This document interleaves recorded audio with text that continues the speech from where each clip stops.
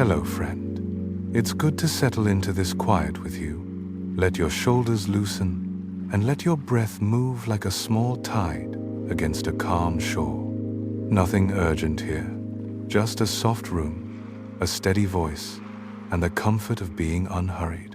Tonight, we place a small silver thought on the bedside table, Mercury where silence meets the Sunday. We'll drift there gently, step by slow step, across sun-baked ridges and into shadows cold as old memory. We'll listen to the long day and longer night, feel the nearness of sunlight that seems almost touchable, and trace the faint magnetic hush that wraps a world without air. No rushing, no proving, only noticing, the way you notice your own breathing when the house is still. If this gentle wander brings you ease, a quiet like and a soft subscribe help others find their way here too, only if it feels right. For now, let the weight of the bed hold you. Let your thoughts float like dust in a warm beam, and close your eyes. We'll begin together, unhurried and warm, on the bright edge of Mercury's silence. How can a world so close to the sun cradle pockets of ice that never melt? Mercury keeps its own quiet logic. It is the smallest of the planets, yet it carries an oversized iron heart. It circles the sun in a swift 88 days, yet from sunrise to sunrise its day stretches out to nearly half an Earth year. Heat like a kiln on the lit side, cold like deep space in the dark, and everywhere the hush that comes when there is almost no air to stir. A place of opposites, holding both glare and shadow without complaint. For a neighbor, it stays strangely private. Our eyes rush toward the showier worlds, rings, storms, moons, and leave this quick spark near the sun to its business. But the surface keeps a record, written in stone and long shadow. Craters from the dawn of things, cliffs where the ground folded as the planet shrank. A basin so vast, it changed the way a hemisphere rings to an impact. And at the poles, bright radar echoes tucked in craters where sunlight never reaches. A paradox made simple. In the deepest cold of those high-latitude shadows, water ice can last as long as time will allow. Beneath the brittle crust, the iron heart still murmurs. Faint, but real. A magnetic field threads out from Mercury, unexpected from something so small. The surprise was strong enough that we sent machines to listen more closely. Mariner 10 skimmed past and caught the first good glimpses. Messenger slipped into orbit and gave us maps as detailed as memories. Bepi Colombo is spiraling inward now, patient as a moth drawn toward a lamp, bringing new eyes and new questions. None of it hurries. Understanding takes the pace of Mercury's own slow turn. Humans met the planet first as a ritual in light. At the rim of dawn, before birds decide on morning, a modest spark lifts itself from the brightening haze, holds, then slips into day. After sunset, the reverse, one last glint, and a quiet fall toward the horizon, as if it has somewhere more pressing to be. That habit made it the most elusive of the wanderers you can see with your own eyes. From that elusiveness grew a tangle of names and stories. To the Romans, it was Mercury, messenger with winged sandals, patron of travelers, merchants, words that land on time. The choice feels obvious once you've watched it for a season. It never loiters high like Jupiter, never flares into bold crescents like Venus. It darts, it keeps appointments, it arrives early and leaves early, as if slipping notes from one side of the day to the other. In Greece it wore Hermes, quick thinker, crosser of thresholds. The fit is neat. A planet that refuses to live only in morning or evening seems made for a god of boundaries. Earlier still, on clay tablets, Mesopotamian scribes tracked the wanderers and paired this one with Nabu, keeper of wisdom and writing. The link is practical as much as poetic.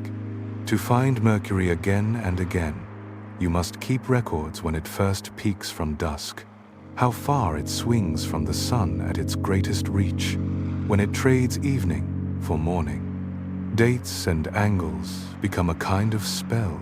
Egypt chose Thoth, ibis-headed guardian of counting and time. India saw a bright, agile mind and called it Buddha, the name that survives in the weekday whisper of Wednesday across languages. In China, it became the water star, one of the 5 classical elements. Water here means not oceans, but intelligence and shape-shifting, a light that refuses to stay put. Why messengers, writers, wise counselors? Because it moves with a speed you can sense without gear, and because it lives in the liminal, those thin windows of light at the edge of day. Night after night, it changes its stance faster than any world but Venus, and it changes allegiance too, now escorting dawn, now shadowing dusk. To follow it well, you write, compute, remember. A reasonable match for gods who kept calendars and carried news. At first, many watchers believed there were 2 different lights, one before sunrise, one after sunset. The Greeks split them into Apollo and Hermes, others into sibling lights that traded the sky.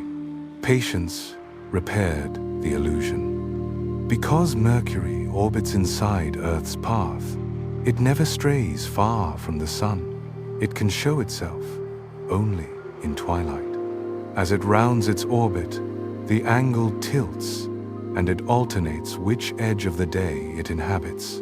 One world, 2 roles, morning and evening folded into a single body.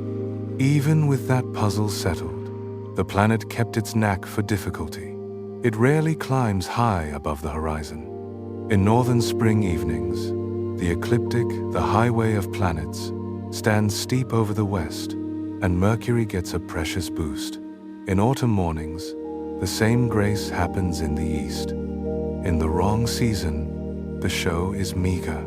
At its small size, and the boiling, unsteady air near the horizon, and you see why it feels like a secret kept for those who make the effort. Through a telescope, it shows phases, tiny crescents and halved circles that quietly prove it orbits inside us. Surface detail stays coy, blurred by the thick slice of atmosphere we're forced to look through.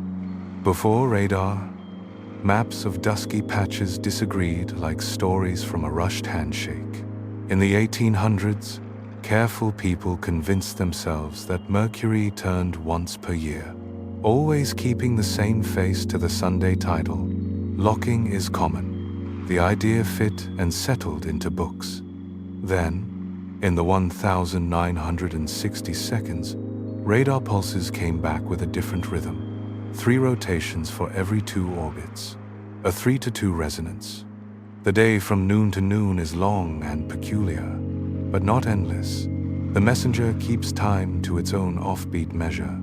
Another riddle lived not on the face, but in the path. Mercury follows an ellipse, but the ellipse itself slowly swivels. Most of that precession made sense, gravity from other planets pulling on the tiny whirl. Yet a leftover remained, small but stubborn, a few dozen arcseconds per century that refused to fit Newton's sums. People proposed a hidden planet inside Mercury's orbit, Vulcan, whose pull might clean the books. Hopes rose and sank in the glare. The thread stayed loose until space-time entered the room. General relativity curved the sun's neighborhood, just enough to nudge Mercury's orbit forward by exactly the extra amount. The tiniest planet, hard to see and quick to flee, helped confirm a theory that changed how we think about gravity. The myths recede, the mechanisms settle in, but a warmth from the old stories remains. Mercury still rewards the scribe's patience. It favors those who note first and last appearances, who remember how steep the ecliptic stands when the season turns, who keep a quiet log of distances from the Sunday. It makes sense that messengers and bookkeepers claimed it. The planet moves between realms, day and night, seen and unseen, ordinary time and sacred attention. Even the water star name catches something true. Its schedule flows. Miss one showing, and another arrives, slightly altered, like ripples folding onto shore. Every so often, the geometry tightens into perfection, and Mercury writes itself across the sun, a tiny black bead, crossing a bright disk. A transit is a minimalist play, a moving absence of light on a backdrop that usually erases everything. The first telescopic view in the 1600s was a small triumph of prediction.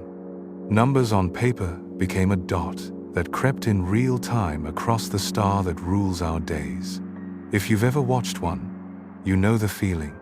You aren't seeing Mercury's light. You're seeing its shadow, and from that absence, your mind reconstructs a world. On the ground, the story deepens. Ancient scars crowd the surface evidence of the early solar system, when everything collided with everything else. The Caloris Basin gaped so wide it shook the planet, and on the far side, strange terrain buckled where waves of force met. Later, as the core cooled and shrank, the crust had to fit a smaller frame. It wrinkled into long scarps, cliffs that run for hundreds of miles, sudden steps where the face of Mercury folds over itself. At the poles, craters stand so deep that sunlight never clears their rims. In those permanent shadows, radar finds bright signs of ice, close to the sun, but hidden from it. Water survives delivered by comets and asteroids, or maybe made in place by reactions on dust and rock, then swept into the cold and kept there like a secret. And inside, the iron heart keeps some motion. Not a roaring dynamo like Earth's, but enough to cast a thin magnetic veil into space. The field shapes a pocket in the solar wind, a delicate armor that speaks of warmth that has not fully gone. That field wasn't supposed to be there, or so we thought, until we looked. This is Mercury's way, surprise without spectacle. From Earth, the planet still plays difficult. It hugs the glow. It trembles in unsteady air. It asks you to look at the edges of day and to be content with brevity. Maybe that is part of the lesson. Not every truth arrives with thunder. Some come as modest sparks that keep their appointments, as glints that teach you how to wait. People sometimes whisper about Mercury in another register, the language of horoscopes, where its retrograde is blamed for crossed wires and missed trains. The sky's version is gentler than that. Because Earth and Mercury move at different speeds on nested tracks, there are seasons when the inner runner appears to slow, pause, then slip backward against the far stars. It's the view from a moving carriage. You glide past a slower train, and for a breath, it seems to drift the wrong way, though both of you are headed on. Calendars record geometry, not moods. The planet keeps its poise. Still, there's a feeling worth saving from the myth. Retrograde can be a small bell for attention, a reminder to breathe, read the note twice, and remember how tiny misalignments ripple through a day. Whatever tangles we meet arise mostly from human habits, not from a quiet, airless world minding its orbit with impeccable grace. The heavens don't write our choices, they only keep the time. For people who watched without telescopes, all this motion softened into a craft of attention. You learned where to rest your gaze. You remembered that, in a favorable season, Mercury lifts itself not long after sunset in the west, or rises just before dawn in the east, rarely straying far from the sun's path. You noticed how it begins as a grain of brightness and then becomes a steady point as the cobalt deepens, and how quickly it yields again to daylight. You taught apprentices to use the edge of their vision, where faint light is easier to catch, and only then to look straight on once the little spark had declared itself. Predictable, yet brief. Close by, yet overlooked. That is Mercury's temperament, and the old names remain because they don't classify so much as invite. Hermes crossing boundaries. Nabu and Thoth keeping the tally. Buddha, quick-minded and auspicious. The water star, flowing with time. Metaphors, yes, and still true in a way that numbers can miss. Numbers have their comfort, too. They whisper that Mercury never pulls far from the sun, only a few tens of degrees at its widest show. They remind you that from evening appearances back to evening again, the cycle averages roughly 116 days. They note that a year, start to finish, around the sun, is only 88 days. The names answer with mood, rather than measure. A planet of thresholds and briefness, of notes taken at the edge of light. If you step outside on the right evening with a clean western horizon, you can join a lineage older than books. Wait until the sky turns the deep blue that feels like velvet. If Venus is present, use it as a lantern. Let your eyes rest a bit below and to the side of where the sun went down. When a small, stubborn spark holds its ground, you've found more than a world, you've found a story. For a handful of minutes, your life includes a messenger keeping an appointment you learned to anticipate. You may not carve the sight on clay or gift it to a god, but the feeling is the same as it was long ago. A private handshake with the sky stored in memory, renewed if you wish, at the next dawn. Speed is the rule close to the furnace. Earth needs a full 365 days for its loop. Mercury finishes in 88. Not a luxury, a requirement. The nearer a planet sits to the sun, the deeper it lies in the star's gravity, and the faster it must run to keep from falling inward. Mercury obliges, rushing along at many tens of kilometers each second, quickening as it dives toward closest approach and easing as it swings away. The track isn't a perfect circle, but a stretched ellipse, so distance and speed breathe in and out every circuit. A swift year, a sky show that confounds anyone expecting Earth's tidy rhythm. Spin, writes the other half of the dance. For a long time, it seemed tidy to imagine Mercury locked like our moon, one face forever, to the Sunday, neat, simple, wrong.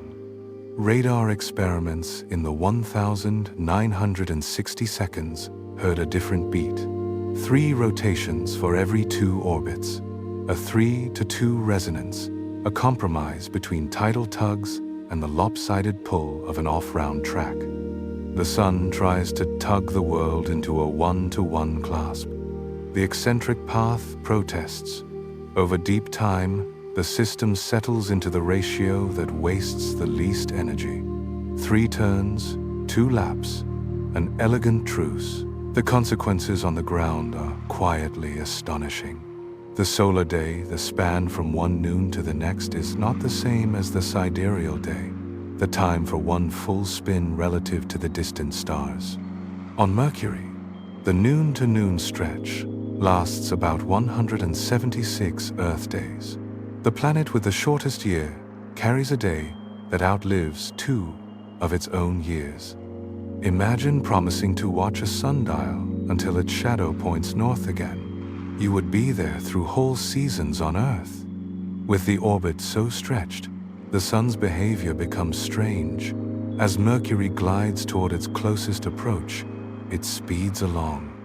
In 2 broad belts of longitude, for a short time, the world's forward rush can outpace its own rotation. The effect is a hushed magic trick. The sun draws near the meridian, slows, stops, drifts backward a little, pauses, and then resumes forward motion. Noon hesitates. At the horizon, sunrise can stall, as if the sky takes a breath before committing to day. Later, near sunset, the dance repeats. These hesitations are geometry's way of reminding you that motion can cancel motion, that the same clockwork that keeps orbits steady can also make them strange. Picture yourself there. No air to color the sky blue, so even at noon the heavens are black, spangled with stars. The sun looks swollen, close enough to feel on your skin, though no air carries heat. Dawn takes many Earth days to cross a crater rim. Light pours down walls like slow water. Shadows retreat, inch by stubborn inch. Rocks in daylight soak up radiation without mercy. Rocks still in night give their stored warmth away straight to space. Without wind to share energy, the line between oven and ice is drawn by the shape of the land and the pace of the moving sun.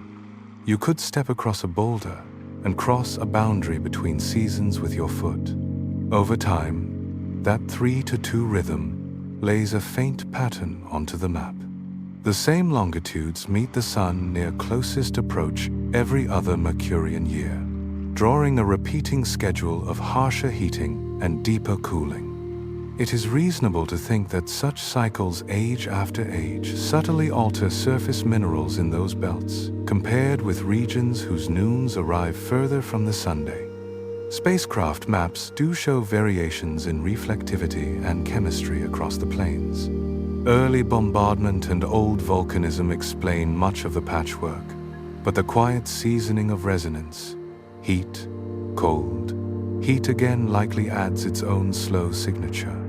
Thought experiments love a horizon like this. A settlement might try to surf the terminator, the line between night and day, to stay in the mildest temperature. The terminator creeps so slowly that a habitat could, in principle, trundle along at a walking pace for weeks, keeping dawn just ahead or dusk just behind. It sounds poetic until you draw the route, across rims, down into basins, over broken ridges, through rubble fields. Mercury offers no roads, only geometry. A wiser plan would chisel into crater walls at high latitudes, where the sun skims low and shade is a tool you can build with. Either way, the resonance sets the clock. Long days, longer patience. Hidden in the orbit is a riddle that nudged physics forward. Astronomers in the 19th century measured how the ellipse of Mercury's path slowly swivels the perihelion, advancing through space. Most of this precession behaved as Newton would expect, tugs from other planets, small effects from the sun's not quite perfect roundness. Yet after adding every known pull, a sliver remained, about 43 arc-seconds per century, tiny, persistent, exact. People dreamed up a hidden planet, Vulcan, inside Mercury's track. Rumors flickered in the glare. No body survived scrutiny. Dust rings, solar bulges, tweaks to gravity. Proposals blossomed and faded. The whisper beneath the data was that, near a star, Newton's clean lines needed a deeper curve. In 1915, the curve arrived as a new picture of gravity. General relativity turned mass and energy into the shapers of space and time themselves, and planets into travelers following the straightest possible paths through that curved landscape. Calculate the path for Mercury, deep in the sun's strong field, and the equations deliver the missing 43 arc-seconds on the nose. It wasn't a patch. It was a change of mind. The fleet messenger, hard to see and quick to flee, delivered a message about the shape of reality. A farmer on Mercury, if such a patient soul existed, would not think about relativity while watching dawn creep across stones. Mission planners and radio scientists do. The corrections live inside their tables. Trajectories are drawn with the curve accounted for, so that math and world meet to the meter. In that way, Mercury is both a world and an instrument, proving day by slow day that space-time near a star is a little bent. It can feel elaborate for a small, quiet place. There is, however, an elegance that threads through everything. Extreme speed near the sun, matched by the extreme patience of a day. An orbit stretched and off-round, settling into the exactness of a 3-2 rhythm. Closeness to the star revealing the subtlety of gravity's geometry. Listen long enough and a metronome appears. Count 3 spins, 2 orbits, 1 long noon. A hesitation where motion cancels motion. A drifting ellipse that advances by a sliver over a century. Swift, never hurried. From afar, Mercury looks like the moon's kin, a gray globe pocked by craters, ringed basins, pale rays history written where light meets shadow. Both worlds are airless and old. Both lack rain to blur the script, or wind to carry rubble away. The first glance is a rhyme. The second reveals a different grammar. Mercury's crust is denser, more metal-rich. Its plains are wider in places, and many regions shine smoother than the moon's, as if some steady hand once poured stone and let it rest. On an airless world, impact is the main sculptor. Small colliders cut bowls with sharp rims and skirts of ejected debris frozen mid-splash. Larger blows drive the crust to rebound, raising central peaks. Larger still lift rings of mountains from a floor that briefly flowed like a stiff liquid, peak ring basins, geology's signatures of violence. Mercury's shelves hold every size in that catalog, from pits you could cover with a town to the continent-sized Calorus Basin, a wound whose shock rippled through half a world. With no rain to soften edges, no rivers to make deltas, no moss to bind grains, the record stays legible. Age is written in sharpness. Crisp rims are young, softened ones, cross-cut by newer scars, and sprinkled with secondaries, are old. Between and beneath the blows lies the quieter chapter, plains.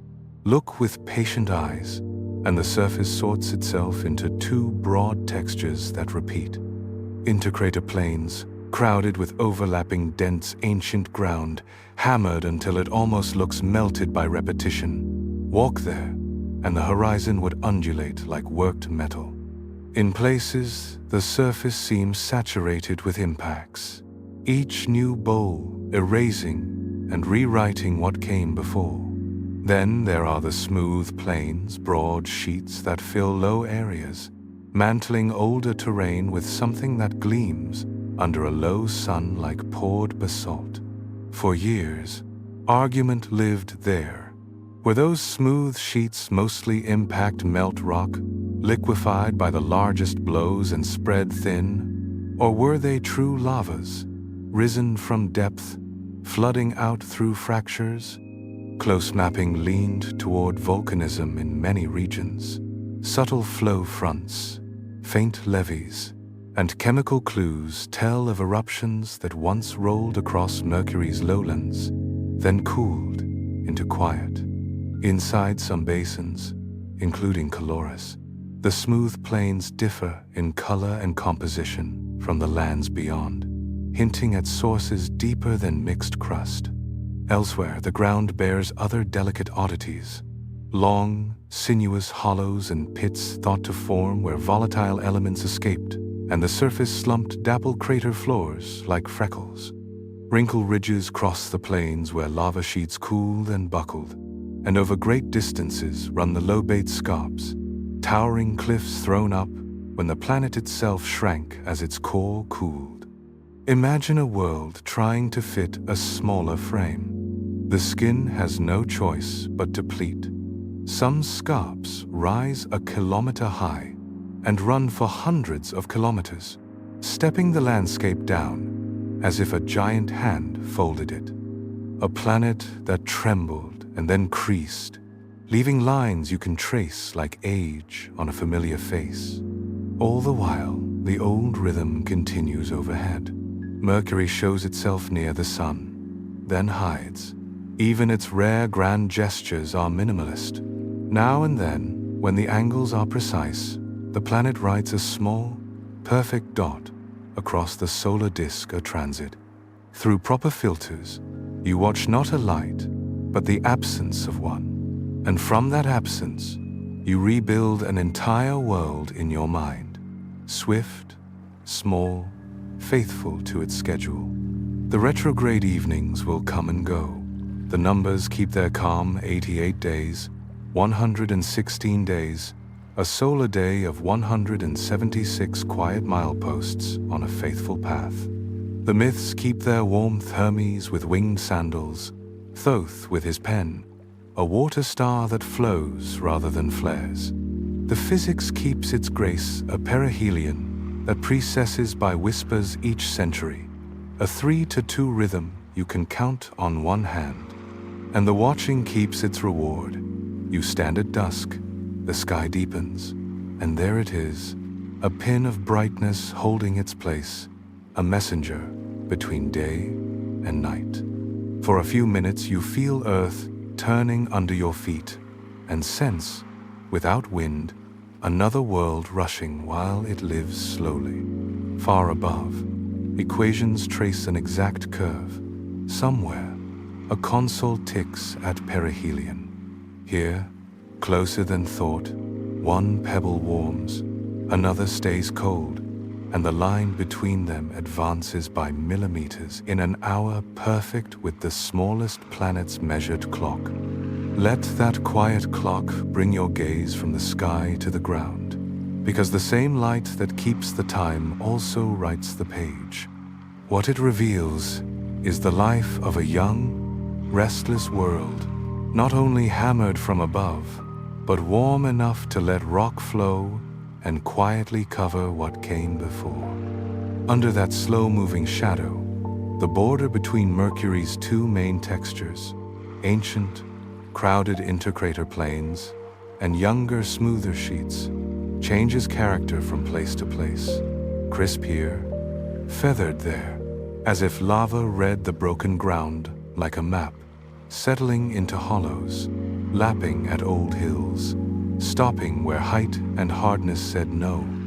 Across those smoother expanses, wrinkle ridges wander like frozen swells on a dark sea low, sinuous folds that tell of a gentle squeeze after the lava cooled, the surface echo of a deeper story.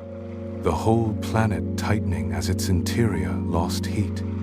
Where a ridge meets a crater rim, geometry consults geology, and the conversation is written in shadow straight edges of collapsed circles bent by curves that refuse to be straight.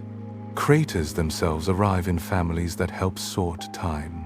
The very young ones are chalk bright, ringed with rays that can stretch for hundreds of kilometers, a powder of pale debris spread in thinning streaks. Farther out, chains of tiny secondaries land like a dotted brushstroke, each bead a pebble of ejecta hurled on a graceful arc and frozen where it fell. With age, those bright rays darken. Micrometeorites garden the topmost dust, the solar wind nibbles at volatile elements, and countless small strikes blur the signature. On Mercury, space weathering works hand in hand with chemistry. The sun's charged breath and the ceaseless grit of space alter surfaces grain by grain, quiet changes that shift the way light reflects. To the naked eye, the colors are subtle. To calibrated cameras, patches with different histories bloom into view, adding nuance to the simple rule that sharpness implies youth and softness implies age. Step, in your mind, onto the intercrater plains, and you can feel how old they are. The ground seems to have endured a long, patient hail of stone, and then healed by receiving more of the same. Craters overlap until circles become polygons, and the eye starts to read terraces and low swales where no designer ever drew a plan. The smooth plains tell a younger story. They flow around islands of older terrain and, in places, bury rims so completely that only ghostly rings peek through at low Sunday. Where a smooth plain enters a breached basin, the path is visible in the lay of the land, as if a slow river of rock once found its way in the dark under a black sky. The likeness to our moon is strongest in the palette, gray on gray, shadow on light, and in the sheer abundance of impacts, yet the differences matter. Mercury's gravity is higher, its crust and mantle are richer in metal. The thresholds for central peaks and peak rings shift, and many smooth plains are broader than lunar seas in basins of similar size. That hints at a planet that, though small, enjoyed a surprisingly robust volcanic phase. Everywhere the big countersign appears, lobate scarps, planet-spanning cliffs that mark global contraction. The moon has scarps too, but fewer and gentler. Mercury is defined by them. A scarp will slice across a smooth plain, tipping one side like a lifted carpet. Elsewhere, it cleaves an old crater, offsetting a once perfect circle, so it becomes a chord. Each crosscut is a sentence in a timeline. Here the impact came first, then lava, then shrinkage, or, in another place, the order reverses. The face keeps its own minutes. Some of the planet's most intriguing bright patches cluster where smooth and rough meet on crater floors, along rims, and across subdued rises. These are not tricks of sunlight. They are deposits with distinct reflectance and tone, often encircling shallow, rimless depressions, known as hollows. While the hollows deserve their own tale, the setting matters. They interrupt both main textures, proof that Mercury's skin is still reactive in small ways. Under extreme heat by day and bitter cold by night, certain minerals lose volatile ingredients, and the ground slumps a little, leaving fresh, light-toned lacework on very old canvas. Because there is no air to carry dust far, texture and tone remain local. An impact of a given size throws a characteristic skirt of blocks, shards, and powder. Where that skirt lands on already rough country, it roughens what was rough, deepening the grain. Where it lands on smooth plains, it pebbles the sheen and draws faint boundaries that leap into clarity when the sun sits low. This is why the same landscape tells different truths under different light. High sun favors composition, low sun favors relief. A harsh, slanting light reveals seams between terrains that noon refuses to show. The longer you look, the more the face turns into story. Here, a smooth plain must have arrived after a basin because it buries half the rim and leaves beads of older high ground poking through like islands. There, a field of ancient intercrater terrain is so pitted it recalls the fierce days when great basins were being made. A young ray system splashes an X across everything, declaring itself newer than all it crosses. A scarp kinks the ray, which tells you the fault is younger than the splash, and with that, you stack events like layers in a cake. Bombardment, volcanism, contraction. Set that rhythm beside Earth, and the contrast is bracing. Our world hides its early scars under oceans and forests, lifts mountains, then melts them in rain, shuffles plates and buries the old. Mercury remembers by default. Its face is an archive. The filing system is the angle of light.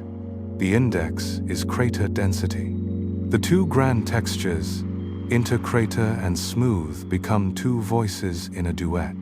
One is ancient and low, a murmured accompaniment that plays almost everywhere if you drop the melody. The other is younger and lyrical, pouring into lowlands and tying phrases together. Their boundaries hold quiet beauty. In one place, smooth lava curls over a rim like a slow waterfall and freezes as a rounded ledge. In another, it hugs an older hill and leaves a slim moat, a negative map of earlier topography. Even small new craters make miniature smooth patches where their melt pools and cools to glossy sheets. Large and small echo each other. The music repeats across scales. For a listener easing toward sleep, there's comfort in this honesty. What you see is what is. No clouds to stage a drama, no forests to hide a ridge, no waves to redraw a shore. Craters, plains, and the lines between them stand where physics placed them, and shift only with the softest of steps. Dust settling, tiny stones falling, light and cold doing their long arithmetic. The moon-like familiarity invites you in. The Mercurian differences keep you curious. In the alternation of rough tapestries and smooth volcanic glass, you hear a rhythm of strike and stillness, chaos and calm, the face of a small world composed of scars and the quiet stone that grew between them. If Mercury's surface is a library, the Caloris Basin is the illuminated manuscript in the center case. It is so large it changes how you read the rest. From orbit, Caloris shows as a tremendous oval framed by mountain rings, its interior in many places paved by smoother, lighter plains. Around the rim, ridges and broken ground fray outward like the skirts of a splash in stone. Caloris ranks among the largest impact basins in the inner solar system, about 1,550 kilometers across, wide enough to stride across countries if set on a continent. Born in a blink, it has been explaining itself ever since. Picture the moment. A body tens of kilometers wide arrives at hypervelocity. Energy turns rock to liquid and vapor in a heartbeat. A hole is excavated not like a shovel digs, but as a shock scours. Instant, total, brutal. The crust rebounds, collapses, rebounds again. Concentric rings rise as different layers behave like nested springs. Debris sails out on great arcs and returns in blankets. Some of it lands still warm and slumps into lineated aprons beyond the rim. Then the violence stops, and Mercury holds still while heat bleeds into space. What remains is not a simple bowl, but a multi-ring basin, a planetary bullseye. The main ring lifts as rugged, discontinuous heights, the Caloris Montes, not a single wall but chains and promontories. Between rings, terraces and ridges record how the crust settled, negotiating a new balance after the strike. Beyond the rim, the ground is rumpled into ridges and grooves that run for hundreds of kilometers, aligned like ripples around a thrown stone. This lineated terrain is ejecta, married to disturbed crust, dragged and folded by force. The pattern recites the physics. Near surface layers fly and fall, deeper layers slump and slide. Inside, time added its slower chapters. Much of the floor is draped with smooth plains whose tone and chemistry differ from the highlands around them. Were these pools of impact melt, or later, floods of true lava? Close mapping found subtle flow fronts, embayments against older knobs, and compositions that point to volcanism for many regions. The basin did not merely freeze, it invited magma. Fractures opened paths. Heat and pressure did the rest. The great wound grew a calmer skin, the way a burn scabs and then smooths. Near the center, a web of narrow troughs, Pantheon Fosse, spreads like the spokes of a wheel. From above, it looks like a stone spider's web etched into the floor, each trench a shallow graben where the surface stretched and dropped a little. Close to the hub sits a bright-rimmed depression called Apollodorus, read by some as a volcanic vent and by others as an impact scar that later mingled with tectonics. Either way, the geometry tells the tale of stress. Cooling plains, changing loads, the planet's ongoing global contraction, all tugging and cracking the crust into a lace of fractures that makes strain visible. Caloris is old, probably forged around 3.9 billion years ago, during the late heavy bombardment, when the inner solar system was clearing its throat of leftovers. That age makes its state on Mercury especially precious. On Earth, a basin like this would be eaten by plate margins, blanketed by sediments, or softened beyond recognition by weather. Here, with no air and little internal stirring, it remains legible. In one compact field site, you can learn how a gigantic hole is made, how a crust cools and shrinks, how magma uses fractures, and how a single moment can write chapters that last eons. Follow the rings with your inner eye, then let your gaze drift to the point on the globe, exactly opposite the antipode, and you arrive at one of Mercury's most beguiling lands, the weird terrain. It is a field of jumbled hills and knuckled blocks, as if a smooth plane had been shoved from below by invisible thumbs. Blocks sit askew, winding valleys lurk between them. The effect is organized chaos, like a chessboard softened and refrozen in mid-move. The likely cause is as elegant as it is distant. Shockwaves from a giant impact do not travel only along the surface, they also race through a planet's interior. On a sphere, those deep waves reconverge at the point opposite the strike and concentrate energy like a whisper, focusing in a gallery. When Caloris struck, seismic echoes met at the far side. The converging waves fractured and lifted the crust, and fallout from Caloris may have rained there too, dropping a layer of blocky debris that sharpened the relief. The result is a battered landscape with no local crater to blame, yet every symptom of violence delivered from afar. One blow, two signatures, the rings and plains of the basin itself, and, half a world away, a field of broken stone set by focused echoes. Nature likes such symmetries. They turn a planet into a resonant instrument. The basin's influence extends beyond its rim and its antipode.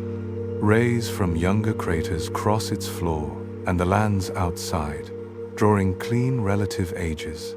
Basin first, then lava, then the smaller impacts that chalk their streaks.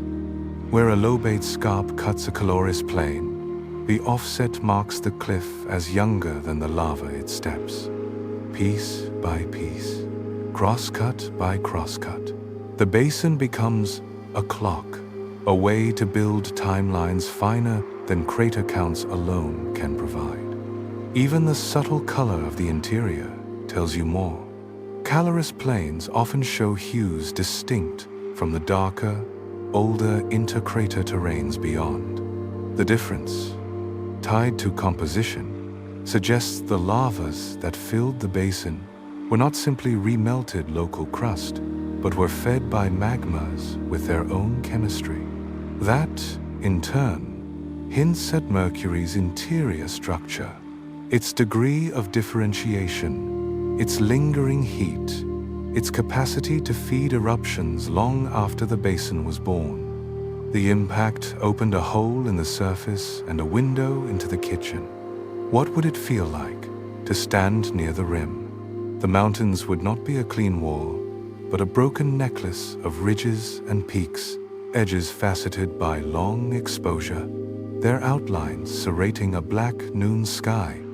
Underfoot, breccia fragments welded by heat would crunch beside solid blocks, with occasional smooth tongues, where later lava crept to the foot of the hills.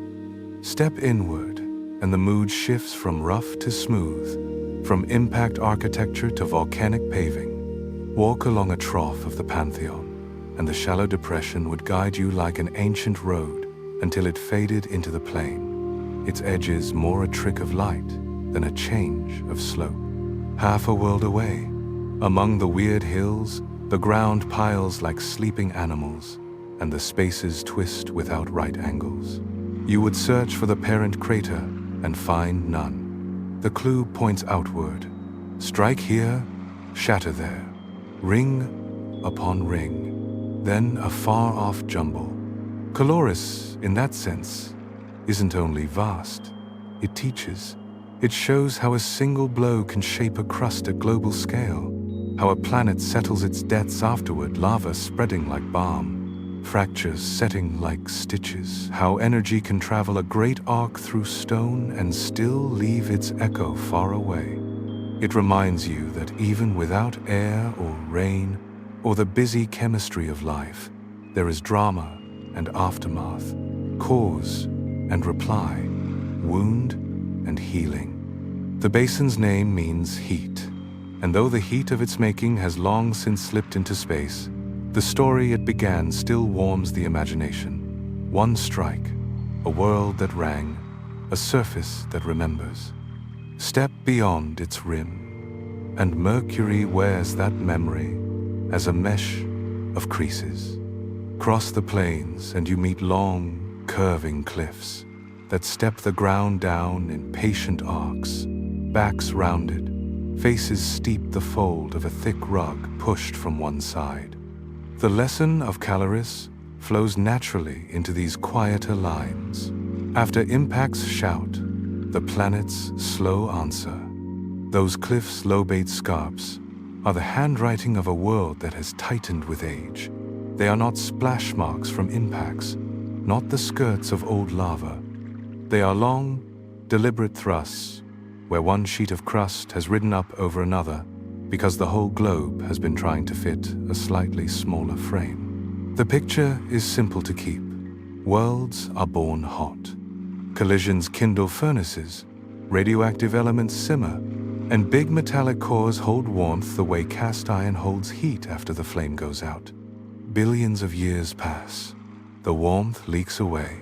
The inside draws in. Without a grand mechanism to slide and recycle the surface, no drifting plates, no conveyor belts, the shell must take up the slack by crumpling. Mercury, small and rich in metal, answered with global compression. The crust shortened like the skin of drying fruit, and the result is a web of lobate scarps running for hundreds of kilometers and rising hundreds of meters, sometimes more than a kilometer. Their shadows writing clean calligraphy across the plains whenever the sun is low. With a little practice, you can read the order of events in those strokes.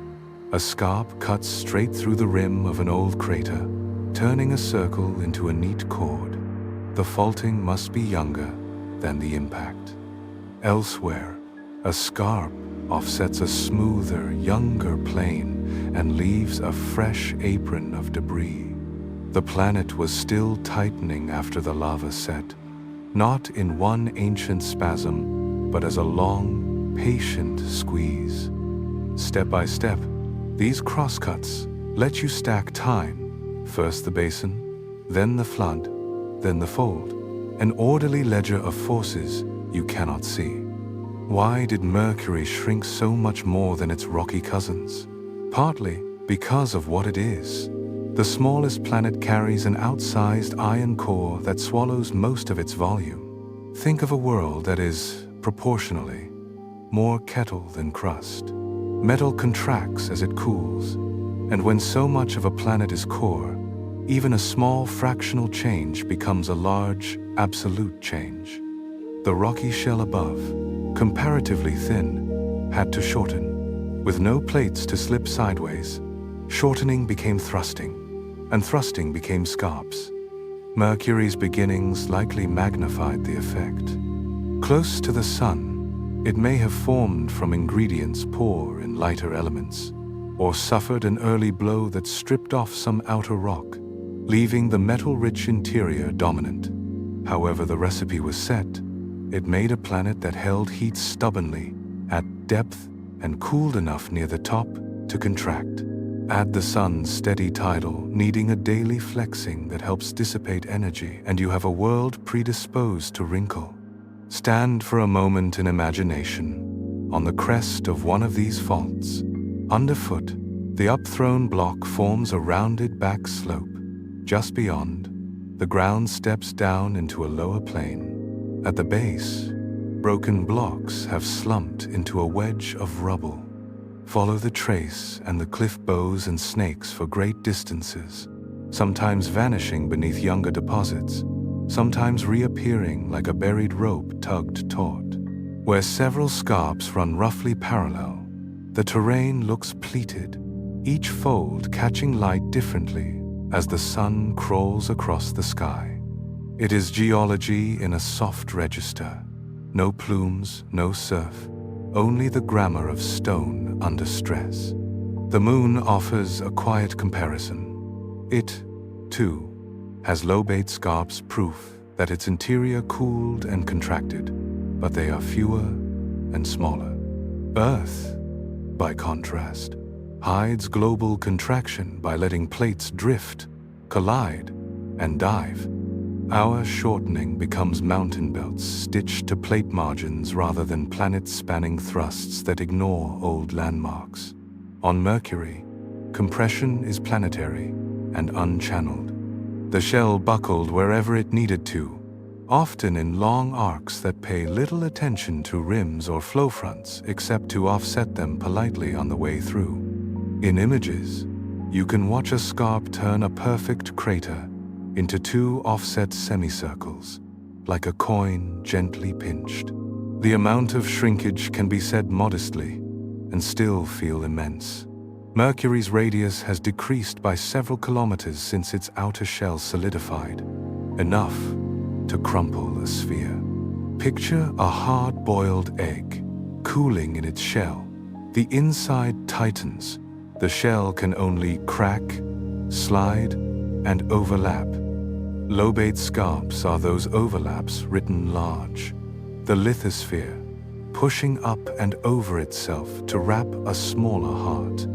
As spacecraft mapped ever more finely, the census of scarps grew. With it came better estimates of total horizontal shortening, how much the crust has scrunched in on itself, and fresh clues to the interior. Spacing and size are whisperers. A thin, warm shell tends to wrinkle with closely spaced, gentle folds.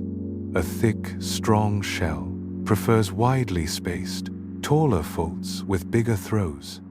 Tie those patterns to surface ages from crater counts, and you can sketch how the lithosphere thickened over time as the planet cooled. That cooling matters for another reason. Mercury has a magnetic field, weak but real, which asks for liquid metal still moving in the core, a dynamo still turning. Youthful-looking scarps alongside that lingering field paint a layered picture, the skin stiffening while deeper down, fluid metal keeps circulating enough to wind magnetic lines. Cooling, then, is doing two jobs at once, tightening the crust, stirring the heart. Follow scarps across different terrains, and the crust's personality shows. Crossing rugged intercrater plains, a fault may break into many segments where old blocks deflect its path. Crossing a smooth volcanic sheet, it can draw a cleaner, more sinuous line. Its displacement spread through a more uniform layer. In places, the surface yields without a single dominant break, folding into low wrinkle ridges, a softer response where warm rock bent before it snapped. Those contrasts help distinguish lava from ancient ejecta and hint at how temperature and composition varied place to place, while compression wrote its lines. There is a quiet satisfaction in how the pieces fit. The oversized core explains the degree of contraction. The contraction explains the abundance and scale of scarps. Scarps let us time the cooling, which supports the idea of a dynamo still at work. The dynamo, in turn, reminds us the interior is not entirely frozen. The great iron heart continues, faintly, to move. For senses tuned to rain and wind, Mercury's style of change can feel austere, but the scarps make that austerity beautiful. At low sun, their shadows lay down taut strokes across the plains. At high sun, they soften and nearly vanish, letting other textures speak. In the long dawns and long dusks of a Mercurian day, the relief emerges and recedes so slowly you could sit for hours and watch the darkness gather like ink.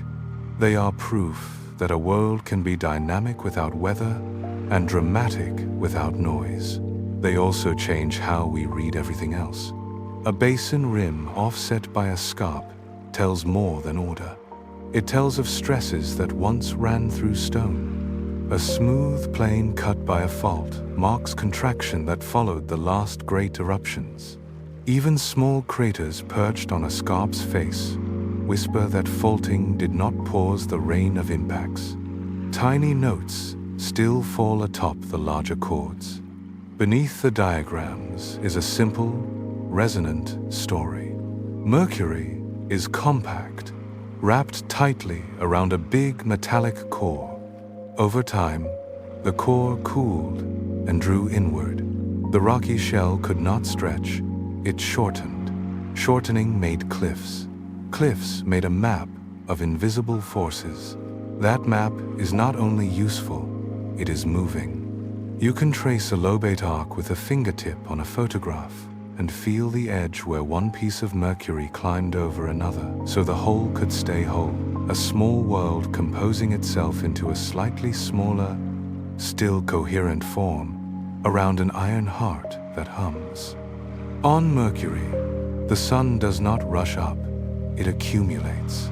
Light gathers for days and then weeks, climbing crater rims grain by grain until noon arrives, like a kiln door opening. In full sun, the ground bakes until rock itself radiates fiercely.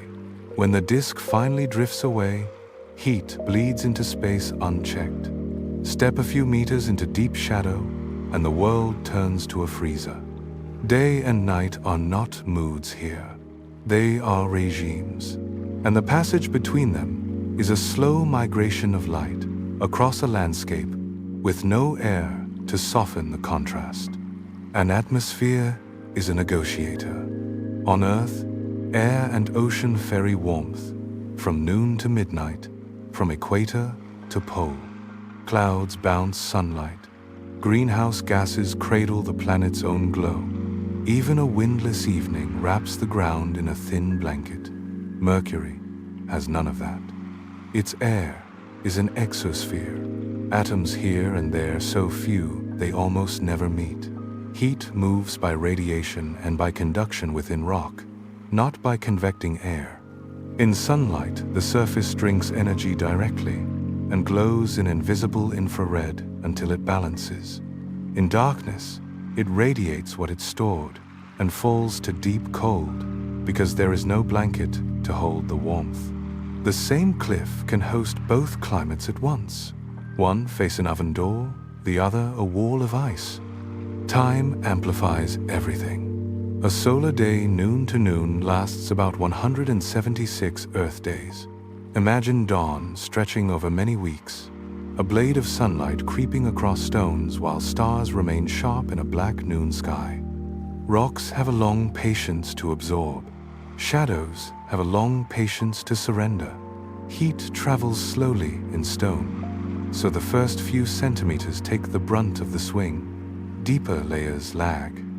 A thin overhang can offer real mercy, a little ribbon of shade that keeps the skin from scorching. Without air, hot and cold are maps drawn by geometry. Every boulder throws a private night. The foot of a ridge hosts a narrow band where temperature sits between extremes, marching with the Terminator, the moving scene between day and night. Engineers dream about habitats that could follow that seam to live gently. The romance fades against the terrain. crater rims, ridges, rubble. Mercury offers no roads, only light. Yet the story has a second act, and it plays at the poles. Mercury's axis is barely tipped, just a whisper. The sun skims the horizon there and never climbs high. In some polar craters, floors lie so deep that sunlight never reaches them. These are permanently shadowed regions, and they are colder than any sunlit place on Earth. Cold not for hours or seasons, but for millions of years. In such freezers, volatile substances that would otherwise flee into space can collect and endure. Long before orbiters arrived, Earth-based radar began to hint at something peculiar in those shadows. Giant radio telescopes saw patches with the reflectivity and polarization of clean, coarse ice. Bright radar spots tucked exactly where the geometric shadows should be. On the planet nearest the sun, there might be ice. Skepticism had its work to do. Could rough rock fake the signal? Could metal-rich minerals mimic it? The case strengthened when an orbiter brought new senses. A laser altimeter traced polar craters in detail, confirming which floors are truly forever dark. A neutron spectrometer searched for hydrogen, the telltale of water, by feeling how cosmic rays split atoms and how the released neutrons slow down. Where radar shone bright, the neutron maps said hydrogen-rich, and the geometry said permanent night. In places, the skin just beneath the surface appears loaded with water ice to depths of tens of centimeters. Elsewhere, a thin, darker layer, perhaps organic-rich residue cooked into a tarry crust by radiation caps, and insulates brighter ice below. How does water reach a furnace's doorstep? Delivery and housekeeping. Comets and certain asteroids carry water and other volatiles. When they strike, part of the cargo vaporizes and lofts upward. On an airless world, released molecules travel in Hop's ballistic arcs until they either escape to space or fall into a trap. The coldest traps are those shadowed polar hollows. Over millions of years, a slow drizzle from impacts and perhaps from water bound in minerals that release it under sun and particles can accumulate in the freezers. The deposits are patchy, interrupted by later strikes and landslides. But the overall effect is a quiet migration of water toward places where light never arrives. Some patches are very clean and bright, nearly pure surface ice. Others hide beneath a dark mantle a few decimeters thick, a protective duvet that keeps the brightness safe, even from stray warmth that might seep into shadow. Ice on Mercury is more than a curiosity. It is a lesson. It shows how volatiles move on airless bodies, how microclimates can exist without air, and it links to the moon's cold traps, where ice also waits. It reminds us that too close to the sun is a broad verdict. Reality makes room for corners where rules bend by geometry. On one rim near the equator, noon is a yearly furnace. On a polar floor, noon never comes, and ancient frost abides. Same star, same world, different fates for the same molecule. The extremes shape the chemistry far from the poles, too. Under long sunlight and the touch of charged particles from the solar wind, Mercury's surface loses some volatile elements grain by grain. Over ages, that quiet distillation can shift reflectivity and color, and may help create and maintain those strange, shallow hollows, bright, fresh-looking patches around rimless pits where volatile-bearing minerals likely vanished into space, leaving the ground to slump. The endless swing of day into night and back again is not only thermal theater, it is a chemical engine running in slow motion. Under such terms, the smallest comforts become treasures, a natural overhang that throws a sliver of shade through a long noon is valuable land. A pale boulder reflecting more sunlight than its neighbors could act as a passive cooler for whatever tucks behind it. At the poles, a ledge with a line of sight to the grazing sun could catch power, while a chamber, a few meters away, stays forever cold. The planet is stingy with moderation, but generous with edges, and edges can be used. Numbers are not required to feel the severity, but they help set scale. In full, high sun, the ground can exceed 400 degrees Celsius, hot enough to soften soldiers and punish most materials. In deep shadow, temperatures can fall below 170 degrees Celsius, cold enough to make metals brittle and lock water as ice that will not sublimate for geologic spans. An oven and a cryogenic lab on the same street, divided by nothing more than where the light can reach. Heat arrives by radiation, not by wind. Cold is the absence of incoming light, not a draft. The poles are freezers because the planet barely nods to the seasons. Ice survives because geometry grants shade longer than memory. The equator sears because the sun lingers and nothing convects the energy away. Through it all is silence. No sizzle, no crackling frost, no breeze to comment, only light and stone taking turns. For future explorers, the paradox turns practical. Sunlit slopes promise generous power. Shadowed pits promise resources and steady, low temperatures. It isn't hard to picture a polar outpost carved into a crater wall, arrays sipping the grazing sun above, storage tucked into cold chambers below. The same world that feels severe becomes, with the right geometry, a cooperative partner. The planet nearest the sun suggests gently that extremes aren't noise, they're structure. Day and night are not equal halves split by a neat line. They are deep states, joined by a complicated seam.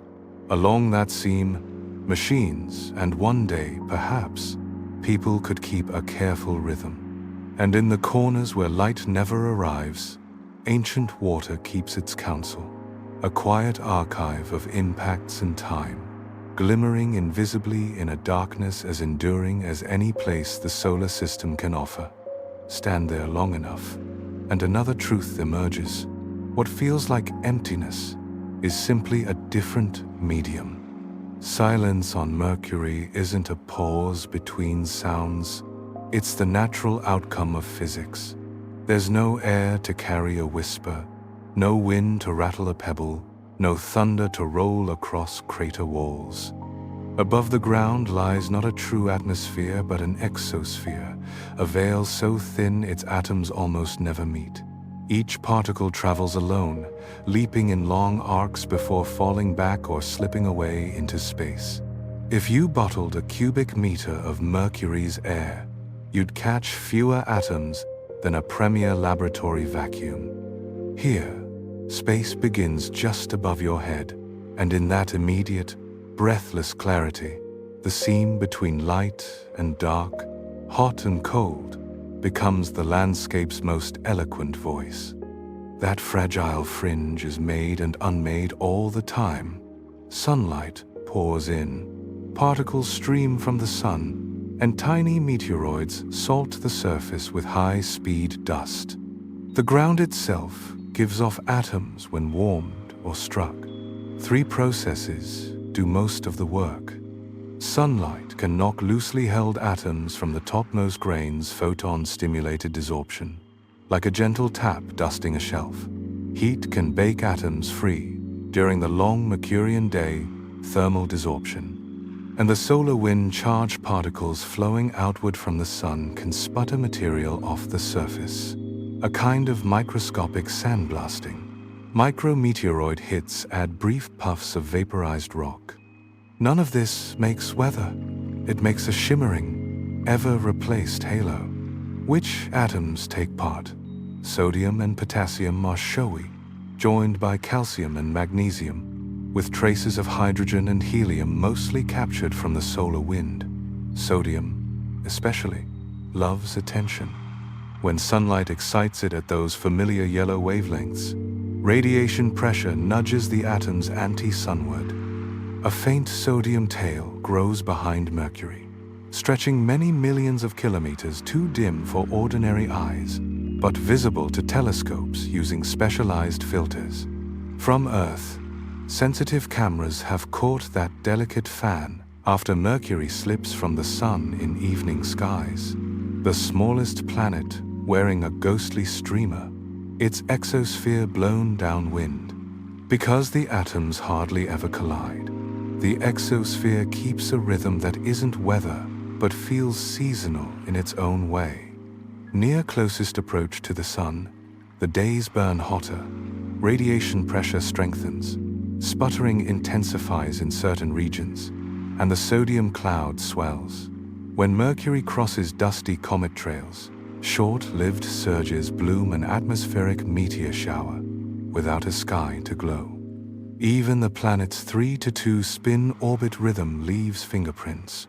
Along the line of dawn, freshly lit ground releases atoms after the long night, and that edge often glows richer in the daytime. The exosphere also dances with Mercury's magnetic field. The planet's field is weak compared to Earth's, but it carves a miniature magnetosphere out of the solar wind, where that protective bubble thins near the polar cusps. Charged particles funnel down and hammer the surface, freeing atoms that leap into graceful ballistic arcs. Electric currents driven by the wind can tug on charged dust and ions, shifting where they fall back again. Sun to surface, surface to space, space back to surface, a constant, quiet exchange. Why only a wisp of air here, when Earth and Venus cradle dense skies? Size, heat, and nearness set the terms. Mercury is small. Its gravity can't grip the lightest gases for long. Give a hydrogen atom a modest push and it reaches escape speed. The surface bakes for weeks at a time. Hotter atoms move faster and are more likely to flee. And the planet orbits right inside the sun's particle stream, under intense ultraviolet that tears molecules apart and kicks atoms loose. If a young Mercury ever wore a thicker coat of gas, the sun and the planet's modest gravity made an effective duo of thief and open door. Over time, the gases left, and what remains is a near vacuum in perpetual turnover. Absence becomes the sculptor. The sky is black at noon because nothing scatters blue light into it. Shadows cut like ink lines. Without air to carry heat by convection, temperature doesn't smooth out. One patch in sunlight can be blistering while a step into shadow is bitter. No clouds trim the horizon. No haze softens distant ridges. Your gaze runs as far as the land allows. If a boulder tumbles, it kicks a puff of dust that rises and falls in perfect parabolas, each grain silent, each trajectory neat. Silence, here, is busy. Sunlight and the solar wind slowly change surface grains, a process called space weathering, shifting colors and chemistry. Sodium and potassium get knocked loose, wander as solitary atoms, then escape or resettle. Calcium pops free during micrometeoroid hits, blooming into brief hot clouds that fade. Hydrogen and helium from the solar wind bounce like hail off stone, sometimes sticking for a heartbeat, sometimes skipping away. The events are tiny. Their sum over eons becomes the patina we map from orbit. There's even a faint glow to be teased out, not for human eyes, but for patient instruments. Atoms returning to the ground emit their characteristic light. Against a black noon, the sun overwhelms it. Yet careful measurements reveal dawn-side enhancements, cusp hotspots, polar quirks tied to ice-bearing shadows. Meteorology reduced to its essentials, sources and sinks. For engineering minds, the near vacuum is both problem and gift. No air to breathe, no shield against radiation. Habitats must supply pressure and protection. No drag for landers, rockets must shoulder all the work. And yet there's no weather to bury solar panels. No storms to sandblast mirrors beyond what the windless sand of space already does. No corrosive gusts to confuse equipment. Communications are clean, horizons honest. Built into rock and vacuum ensures most heat moves by radiation. You can design for that. At the poles, where sunlight grazes and shadows hold forever, the sparse exosphere becomes an ally. Cold traps stay cold because nothing carries warmth to them. It helps, too, to have a bridge for the imagination. Point a telescope through a sodium filter and watch a yellow fan stream from a whole planet, renewed day after day by light, heat, and the sun's steady breath. That simple picture shows that atmosphere is a spectrum, not a switch. Between Earth's heavy sky and the moon's almost nothing, Mercury sits near the nothing end, its dynamics legible one atom at a time. The planet nearest the sun has winds of a sort, not air, but ions and radiation shaping the exosphere, stirring sodium, etching grains. To human ears and ours, the world remains perfectly quiet.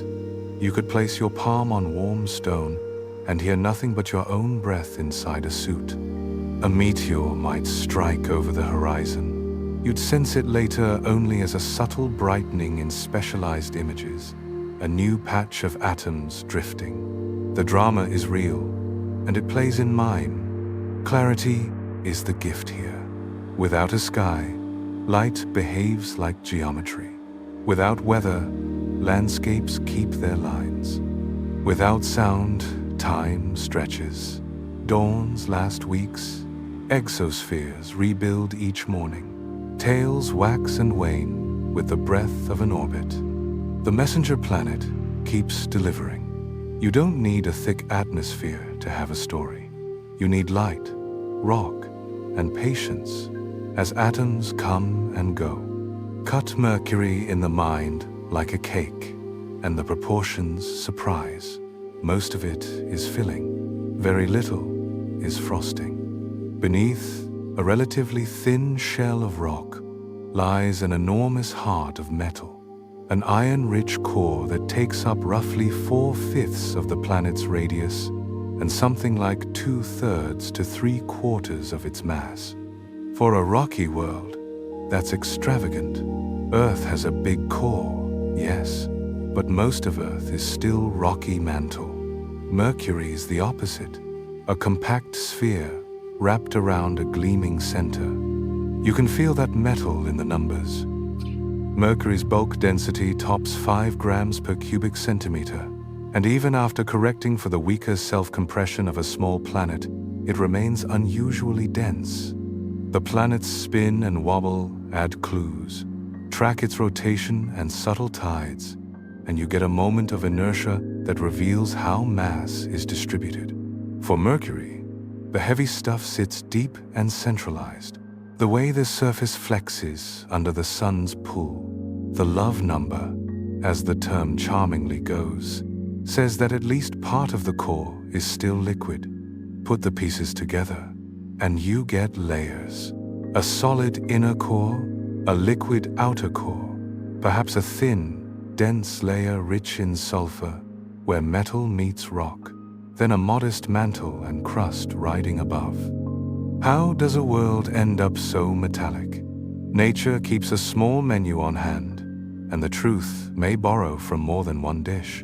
One possibility is the giant impact diet. Imagine a proto-Mercury, larger and more Earth-like in proportions, struck by a massive body. Much of its rocky mantle flies off, leaving a core-heavy survivor. That story makes sense of the metal, but it must be tuned with care. Spacecraft measurements found surprising amounts of sulfur and other relatively volatile elements near the surface chemistry that doesn't sit well with an everything got boiled off catastrophe. If a big impact did the sculpting, it likely involved glancing, hit-and-run encounters, and quick loss of debris, leaving enough gentleness in the surviving crust to preserve some volatile fingerprints. Another idea shifts the setting to the young sun's neighborhood, close to the star. Early nebula temperatures may have been high enough to favor metals over silicates during condensation. Iron grains could form and survive more readily, while rockier components struggled. Variants of the picture involve sunlight, pushing tiny grains in different ways, photophoresis, or magnetic fields shepherding metal toward the center. Those stories fit the broad trend of compositions across the solar system, but they still have to account for Mercury's preserved volatiles. A hybrid is likely. Start with a metal-leaning region of the disk. Add a sequence of grazing impacts that shave rock more easily than iron, and let the young sun's outbursts help clear the lighter debris before it can fall back. The result is a small world whose center of gravity is, delightfully, its center. Living above such a heart changes everything. Metal stores and conducts heat efficiently. For a planet this small, you might expect a quick freeze. Instead, the core kept warmth and, with the help of radioactive elements, stayed partly liquid to this day. A moving, electrically conducting fluid is what a dynamo needs to generate a magnetic field. Mercury's field is weak, a soft hum against Earth's orchestra, but it is global and real. Its mere existence, says liquid metal, still stirs in the depths. The big core also writes in capital letters on the surface. As the interior cooled and contracted, the rock above couldn't stretch. It shortened. Shortening became thrusting. Thrusting became lobate scarps. Those long, curving cliffs, stepping the ground by hundreds of meters, are the outer skin taking up the slack, the biography of a cooling core written in stone cursive. The mantle is the study in restraint. Earth's mantle is deep, buoyant, and mobile, feeding volcanoes and sliding plates. Mercury's mantle is thin only a few hundred kilometers, by many estimates, and stiffened early. That doesn't mean it never moved. The smooth plains, broad sheets that flood lowlands and basin floors tell of an era when magma still found its way upward. Inside large basins like Caloris, those lavas appear especially extensive. Over time, the volcanism waned. The world's energy turned inward, toward contracting and settling more than erupting. Chemistry at the surface echoes the deeper tale.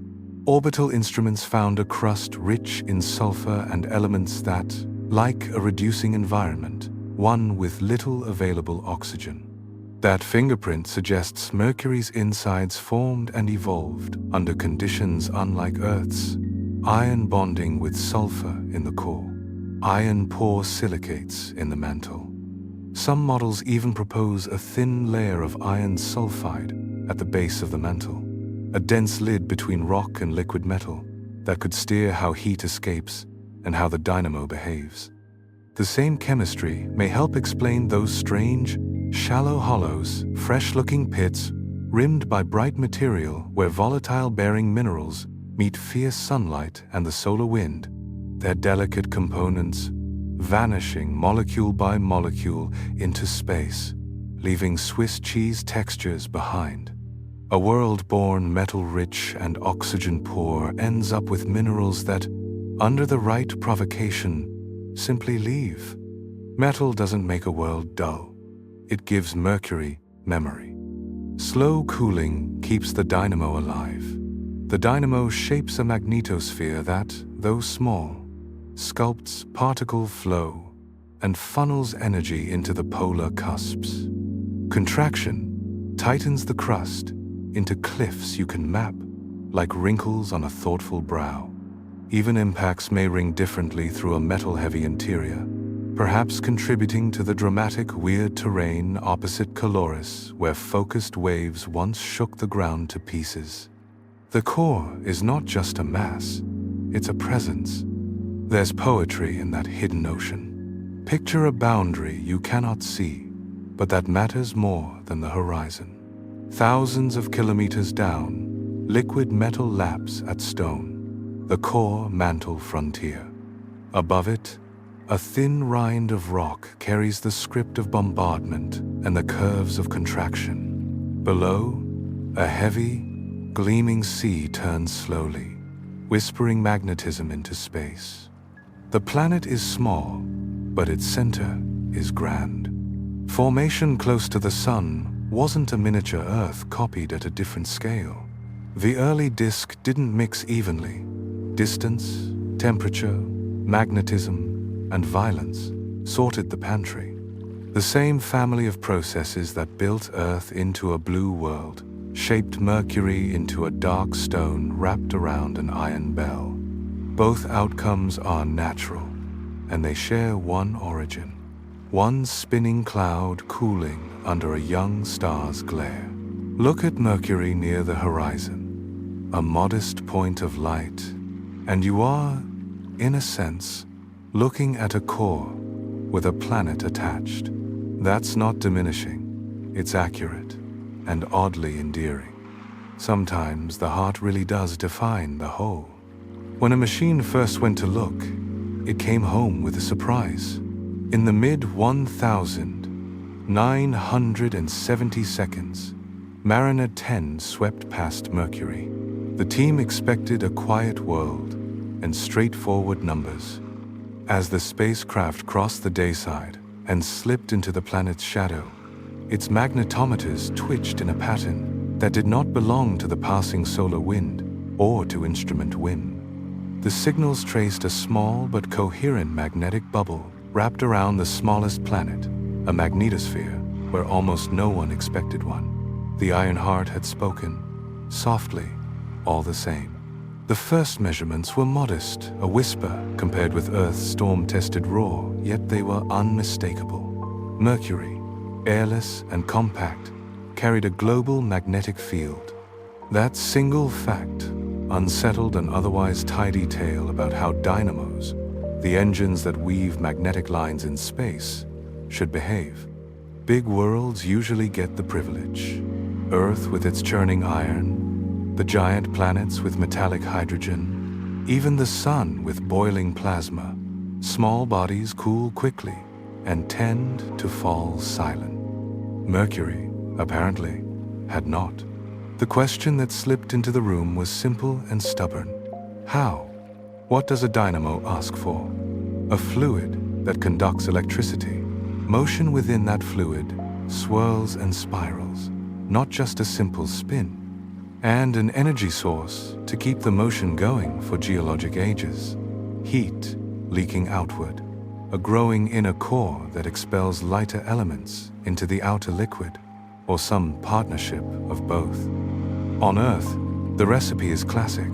A liquid iron outer core stirred by heat and by the birth of a solid inner core that releases buoyant elements into the melt. Mercury, being small, should have cooled fast and frozen early. The neat story predicted silence. Mariner 10's quick visits could not fill in every blank, but they set the riddle cleanly. The field looked like a dipole, a bar magnet, and it was weak, roughly 1/100th of Earth's at the surface. It appeared centered and intrinsic, not a trick of the solar wind. Crustal patches alone cannot fake a tidy global magnetosphere. The simplest answer kept returning. There is liquid metal moving in the deep. Messenger slipped into orbit and stayed, mapping Mercury for years until the pattern came clear. The field is lopsided. Its dipole is shifted north by a noticeable fraction of a radius, so the hemispheres do not share equal strength. That offset points inward to structure in the core, a stratified layer damping convection in one region or uneven heat leak into the mantle. Messenger also watched the magnetosphere snap and reform. Dayside reconnection opened the shield, and a taut magnetotail stretched away from the sun, waxing and waning with each gust. The mere presence of a field carries a second, quieter message. Part of the core is still molten. Independent lines of evidence agree. The way Mercury flexes under the sun's pull, the details of its rotational wobble, the response to changing solar fields all point to a large, electrically conducting liquid inside. Most portraits now show a solid inner core wrapped by a liquid outer core rich in iron and sulfur, with perhaps a thin, dense layer of iron sulfide at the boundary where metal meets rock. Sulfur matters. It lowers iron's melting point, letting liquid persist where pure iron would freeze. It also adds a compositional push, because as the inner core grows, it leaves behind a sulfur-enriched liquid that is lighter and rises, helping to keep the outer core in motion. Keeping motion alive in a small world is a balancing act. Let heat escape too quickly, and the core freezes. Trap it too efficiently, and convection stalls under a warm, stratified lid. Mercury seems to have threaded that narrow path. A thin mantle gives heat fewer kilometers of rock to traverse before it radiates to space, while an insulating, sulfur-rich layer at the core mantle boundary may guide where and how the core cools. Add latent heat released as the inner core crystallizes, and the gentle lift from light elements being expelled, and you have a plausible energy budget for a long-lived, quiet dynamo. Messenger found one more clue. Parts of the crust carry faint, stable magnetization. Those rocks cooled in the presence of a planetary field and locked in a direction. The diary entry is clear. The dynamo is no recent hiccup. It has been on and off, or perhaps murmuring steadily, for billions of years. At the surface, the field's touch arrives in flashes rather than auroras. There is no sky to paint.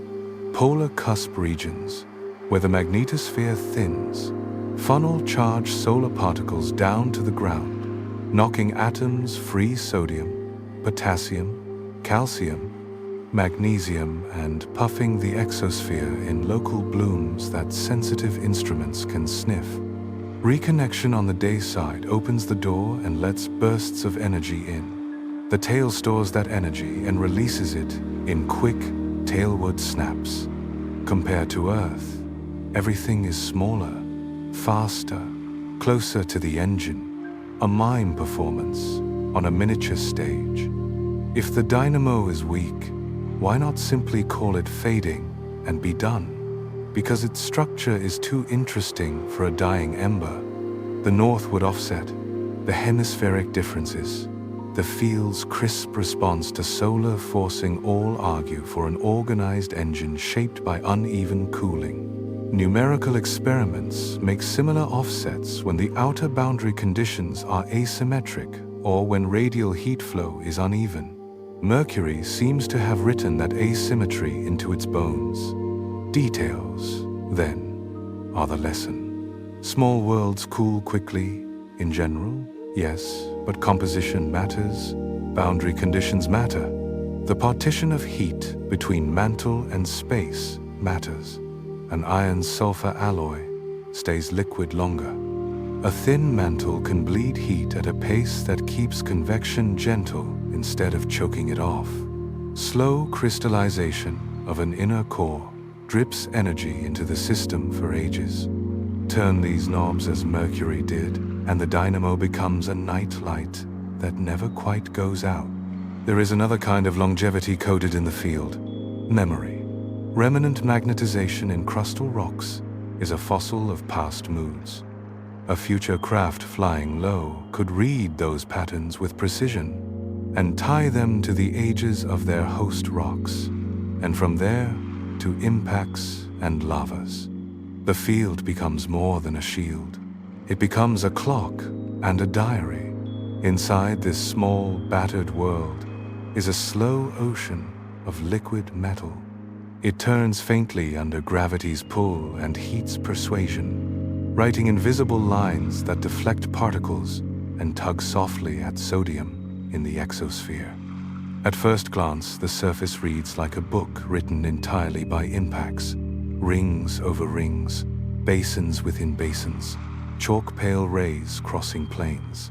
Threaded through that canvas is another story: fire. Long before the world settled into its present hush, molten rock rose from within and spilled outward in sheets so broad they softened the land, filled hollows, and paved old scars.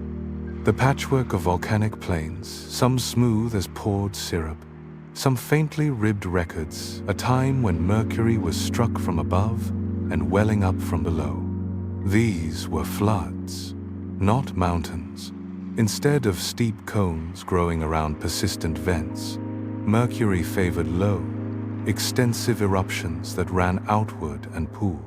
Their signatures are clear where terrain takes on a uniform tone, and those mantles lap against older, rougher ground. Along the edges, the sheet often curls into a gentle step, the flow front, where the last of the melt stalled and cooled. Elsewhere, lava crept through a breach in a basin rim and fanned across the floor, erasing relief until only ghost rims peered through as pale rings. Under low sun, these plains gleam with a calm texture, a glossy note in a rocky score. Inside the great Calorus Basin, the case for volcanism is especially plain. Its interior is paved in places by smooth plains whose color and chemistry differ from the highlands beyond. Those plains embay isolated hills, bury sections of wall, and display flow-like margins, signs that magma erupted after the impact and took advantage of low, fractured ground. Calorus is not alone. Across the planet, broad expanses of smooth plains fill ancient lows, proof that for a long stretch, Mercury's mantle still had enough heat and buoyancy to send melt upward. Volcanism here was not only quiet flooding. Scattered across the surface lie shallow, rimless pits with halos of unusually bright, sometimes reddish material, the footprints of explosive eruptions. These deposits look like wide halos splashed around source vents rather than dense sheets. Their texture and color imply pyroclastics, magma that reached the surface carrying dissolved gases, then burst into ash, and glass that fell back in drifts. On an airless world, you might not expect fireworks. Volatiles dissolved in melt can still drive explosive release, even without air. Between the smooth floods and the explosive halos lies an intermediate set of landscapes where lava quietly exploited weaknesses. Fractures radiating from basin centers, like the web of pantheon-like troughs inside Calorus, may have provided pathways. In places, plains seem to have oozed up along fault-bounded depressions, spreading like batter in a pan. Wrinkle ridges cross some of these sheets low. Sinuous swells formed as the surface shortened gently after it cooled. The planet was erupting and contracting at once, tightening its skin while the last flows were still warm. Walk this world in your mind, and age becomes texture. The oldest intercrater plains are rough, pitted, overlain by countless small craters. Younger volcanic sheets are smoother and host fewer scars. A fresh, bright-rayed crater slaps its signature across both and declares itself the youngest. Sometimes a lobate scarp the long contractional cliff cuts cleanly across a lava field, dropping a broad step into an otherwise level sheet. The crosscut says the scarp came later. The iron heart had drawn inward, and the crust had to accommodate. Among the most intriguing companions of volcanism are the hollow's small, irregular, rimless depressions with startling brightness. They pepper crater floors, fringe central peaks, and dimple plains. Not impacts, they look as if patches of surface have vanished. The leading idea is volatile-bearing rocks, sulfides, and other easily lost ingredients exposed by impacts or fractures, then driven off by sunlight and the solar wind. As volatiles leave, The rock loses cohesion and collapses into shallow pits, exposing fresh faces that space weathering has not yet dulled. In several locales, hollows cluster beside unusually dark deposits, likely ancient carbon-rich material from deep layers, or a flotation crust long ago hinting at chemical layering inherited from Mercury's early differentiation. What kinds of lavas made these plains? Orbital color and elemental maps offer clues. Many plains are poorer in iron than typical terrestrial basalts, and richer in sulfur chemistry that suits a world formed under reducing conditions with less available oxygen. Reduced magmas can be especially fluid at eruption temperatures, favoring wide, thin flows that travel far, exactly what the maps show. The absence of tall composite cones and the prevalence of sheet-like deposits also fit. Vents feeding outpourings rather than edifices building upward. Timing keeps a quiet beat beneath the scenery. Crater counts suggest the most extensive flooding happened early, during, and just after the era of large basin formation. As time passed, eruptions thinned. Explosive deposits in some regions look younger than the broad plains, implying that volatile rich melts found paths even after the great flood ceased. Eventually, volcanism dwindled. The mantle cooled. Pathways froze. Contraction continued, but eruption did not. Mercury became, volcanically, a museum. Exhibits preserved, where lava once moved like dark water, margins still sharp in the right light, wrinkle ridges, keeping their low relief. Explosive aprons slowly muted by micrometeorite gardening still blush against darker ground. Hollows glitter with fresh brightness until they, too, are dulled, at which point another pocket may begin nearby. As new volatile-bearing rock is exposed, the theater is slow, but it never fully stops. Stand at the lip of a smooth plain at low sun, and the sense of flood is unmistakable. The sheet stretches away in a shallow shine, broken by low ridges and by islands of older highland that rise like stranded hills in a sea that has quietly receded. The silence is complete, no wind to rattle grains, no surf to chisel edges, and yet, in that silence, the past becomes audible in the mind. The slow advance of melt, the gentle buckling as it cooled and shrank, the pop and hiss of gases that blew out cinnamon-colored aprons. Later impacts stamped punctuation marks, exposing bright subsurface patches and where conditions allow setting the stage for hollows to nibble their way across a floor. Volcanism's end did not dull the planet. Contraction kept deepening the great creases. The magnetic field kept its soft hum, guiding charged particles toward the poles and stirring the exosphere. Polar cold traps quietly gathered frost. In the larger composition, volcanism is the loud first movement, giving way to themes of cooling and tightening. Its traces remain a key. A ray across a dark sheet gleams differently than across rough highland. A scarp kinking, a flow front pins the order of events. A hollow biting, a pyroclastic halo says chemistry and sunlight are still collaborating. If a kitchen picture helps, once the heat was high, the pot boiled and spilled.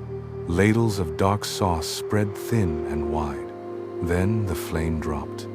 The last spurts blew flourishes around a few vents, and the lid settled. The stove is still warm, warm enough for the iron heart to turn, for the field to hum, for the exosphere to breathe, but the great pouring is over. What remains is a small planet that learned to live slowly. Its drama preserved in stone. Its tempo kept by a core that moves just enough to leave a signature in space. Now the kitchen is cool. The spills lie where they dried, their gloss dulled by a fine dust that settles out of an endless night. And here and there a last bead still vanishes where the light is harshest. The scene is tidy, legible, and quietly beautiful. Volcanic Mercury was never a drama of mountains climbing into the sky. It was a soft-spoken story of sheets and halos, of chemistry yielding to cooling. The broad plains say the mantle could still deliver long after the biggest blows.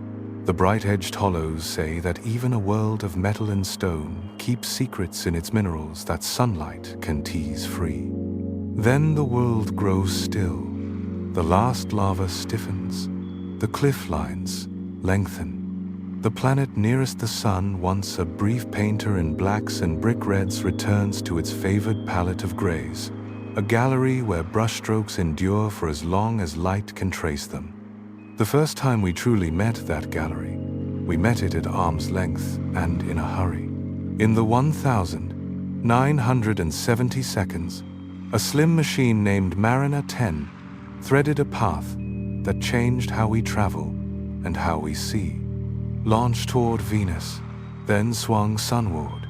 It pioneered gravity, assists borrowing a planet's motion and mass to bend and boost a course. What could have been a single blink became 3 encounters. Spring, 1,974. Autumn, 1,974. Early 1,975. Each pass woke cameras and instruments for a few feverish hours. Each pass dropped the world back into glare. The face that looked out was familiar and new at once. Craters overlapped like rings on water. Basins nested inside basins. Bright rays fanned from fresh scars. Darker, smoother expanses filled lowlands. But cutting through it all were long, swooping cliffs, lobed scarps with rounded backs and steep fronts, sweeping for hundreds of kilometers and caring nothing for what they crossed. Their geometry told a quiet but profound story. The planet had shrunk. As the hot interior cooled, the outer shell had to wrinkle, and it did so by thrusting one slab over another. Not a footnote, a confession in stone. Mariner 10 also carried magnetometers. As it skimmed the dayside and arced into night, those sensors twitched, settled, and mapped a pattern impossible to ignore. Mercury had a magnetic field. Weak, yes. Global, yes. Not a patch of magnetized crust, not a passing gust. A tidy dipole strong enough to carve a thumbnail magnetosphere in the solar wind. That one measurement upset a tidy story about small worlds freezing into silence. Something liquid still moved in the dark. Between surprises, the probe gave us a map precious, irregular, incomplete.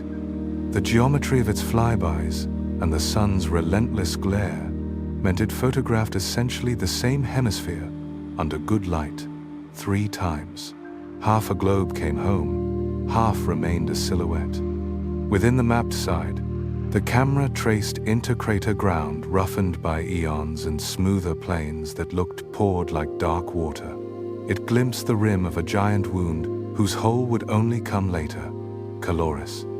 Beyond that rim, the land lay grooved and ridged, aligned like ripples around a stone, the ejector's direction of flight drawn in frozen lines. Mariner's ultraviolet spectrometer sampled the almost nothing that passes for air and found helium and hydrogen, proof that Mercury's exosphere is a verb more than a noun. Atoms coming and going under sunlight and the slow rain of dust. The sodium tail had not yet been caught by Earth's specialized filters, but the idea had teeth now. This atmosphere was being made and unmade in real time. The gift came with a sting. Answers were stitched to questions.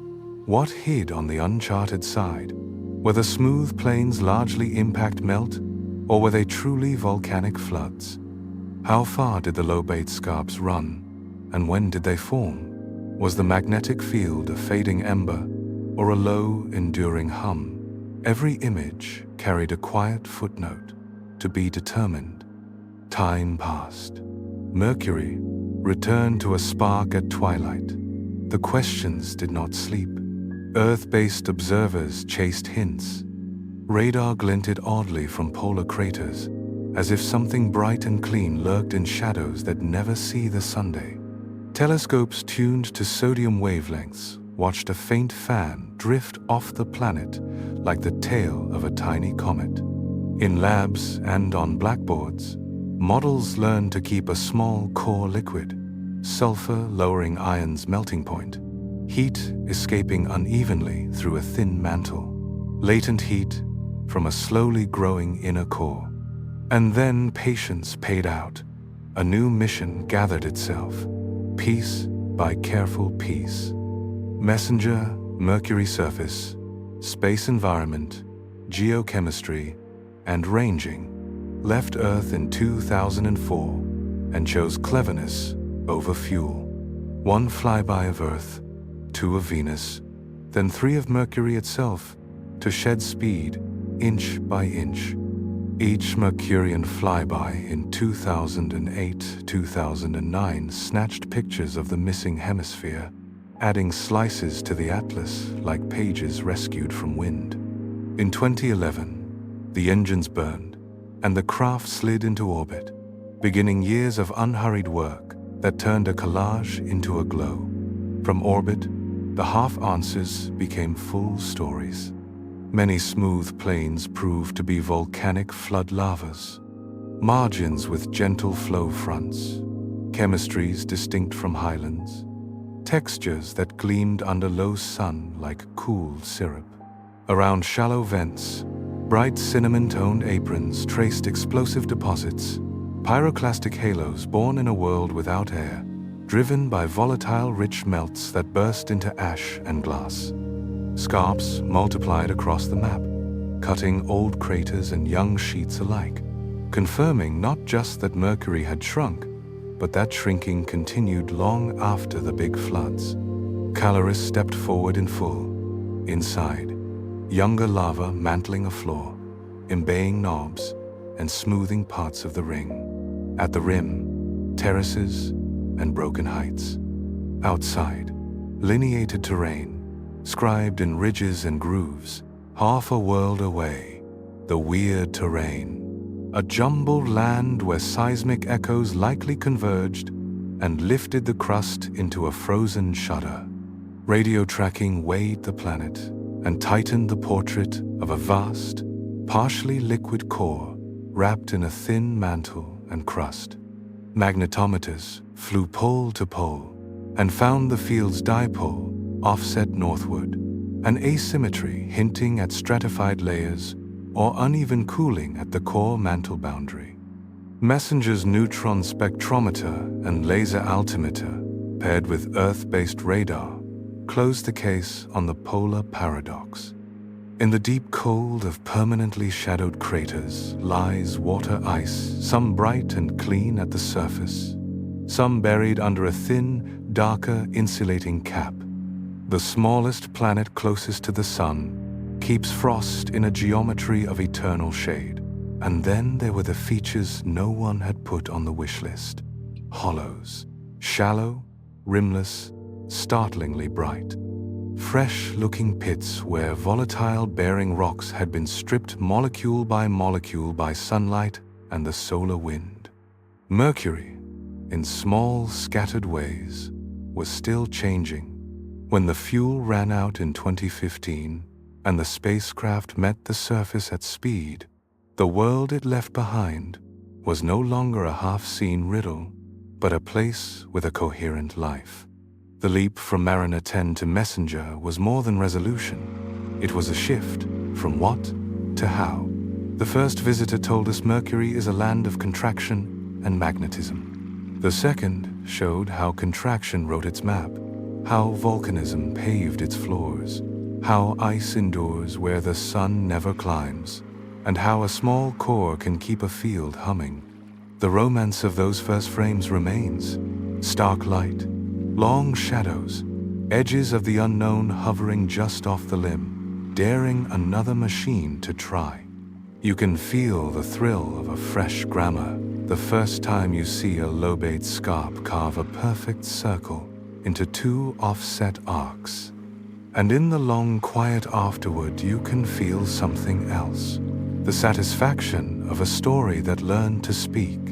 The kitchen cooled, the spills set, the brushstrokes remain, and in the depth below, the iron heart keeps time, softly but surely, for anyone patient enough to listen. Here is how a planet says, "I have tightened." A magnetometer trace swings. A faint music rises from a world that was meant to be mute. With patience, the melody gathers parts: bassline, counter-melody, small percussive accents, until the tune is something you can almost hum. The first visitors taught that lesson in craft. A clever slingshot turned one hurried glance into three. A second mission stretched those glances into years of listening. All the while, the little world kept insisting that small does not mean simple, and near the sun does not mean empty of surprises. Even without oceans or air, Mercury proved thick with questions worth asking, messages carried, fittingly, by a spacecraft named for a messenger. Messenger arrived like a patient cartographer, intent on turning a half-known face into a globe you could hold in your mind. Long spirals and assists trimmed its speed. A clean burn slid it into orbit. Then, the quiet work began. Where Mariner 10 had sketched an exquisite but incomplete portrait, Messenger colored the canvas. Image by image, pass by pass, it stitched a planet together. Bright rays like chalk, dark plains like poured ink, long folded cliffs sweeping in slow arcs. Under changing sunlight, the ground told different truths. Low sun for relief, high sun for composition, middle hours for subtle seams. Mercury stopped being a silhouette with secrets on the far side and stood complete. Mapping was only the doorway. Instruments could weigh, sample, and sound the planet at a distance. A laser altimeter tapped the ground with light, timing echoes to microseconds and lifting a topographic world from numbers. Rings upon rings at Caloris, hummocks of jumbled terrain at the antipode, low wrinkle ridges quilting smooth plains where lava cooled and the crust pulled tight. The same laser-traced bowls near the poles so deep that sunlight never arrives, drawing a shadow atlas that would soon prove precious. Cameras did more than take pretty pictures. With filters tuned to narrow colors, they built mosaics in false hues that separate rocks by chemistry. In those palettes, Mercury stopped being one gray and broke into a patchwork, terrains richer in magnesium and poorer in iron than Earth's common basalts. Swaths dusted with unusually dark material, likely carbon-rich remnants hauled from deep layers or from an early flotation crust. Smooth plains with tones distinct from older highlands. A quiet vote for lava floods rather than mere pools of impact melt. Along some crater rims, warm cinnamon halos circled shallow pits, the fingerprints of pyroclastic eruptions, where gas-charged magma burst and dusted the ground in glassy ash. Even without air, fireworks happened. X-ray and gamma-ray spectrometers read elemental notes straight from the surface. The crust proved iron-poor, yet sulfur-rich, a chemical signature of a world formed under reducing conditions. Oxygen scarce enough that metals paired with sulfur readily. Ratios of potassium and thorium refuse the old idea that Mercury must be baked clean of volatiles by a furious young Sunday. Despite its closeness, and despite whatever violence sculpted its proportions, the planet kept sulfur and other easily lost elements in surprising abundance. Origin stories shifted. A single catastrophic blast boiling away every light ingredient fit poorly. A metal-friendly inner nebula, plus a sequence of glancing, hit-and-run impacts made better sense. Gravity added a chapter of structure. By tracking tiny swings in the spacecraft's path over mountains, basins, and plains, scientists mapped mass beneath the skin. Combine those wobbles with the planet's gentle tides, and a tight picture emerges. A vast, partly liquid core wrapped in a thin mantle and crust.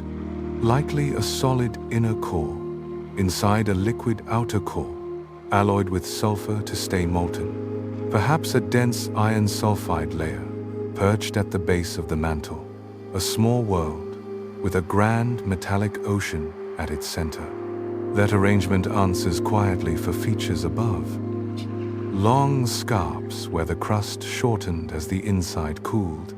Broad volcanic sheets from an era when heat still lifted, melt toward day. At the poles, the paradox ripened into delight.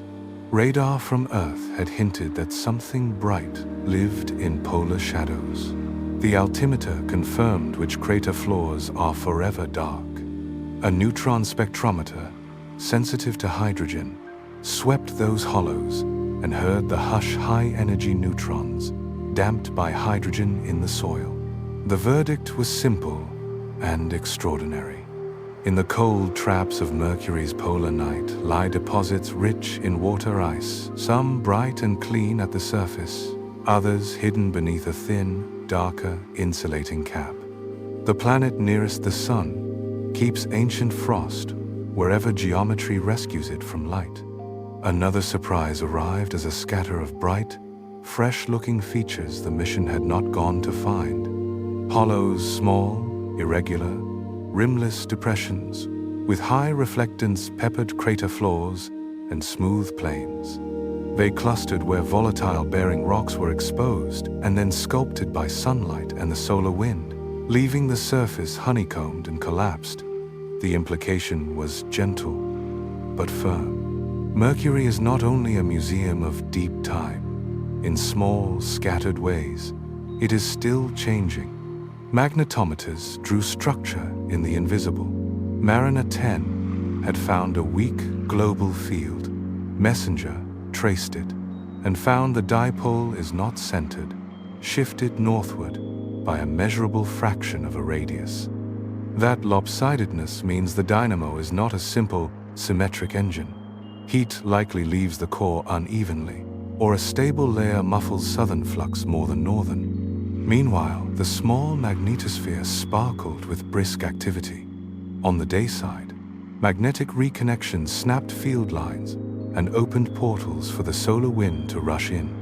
At the poles, particles smacked the ground and lofted atoms sodium, potassium, calcium into the exosphere. Nightward, the magnetotails stretched and pinched off in miniature substorms.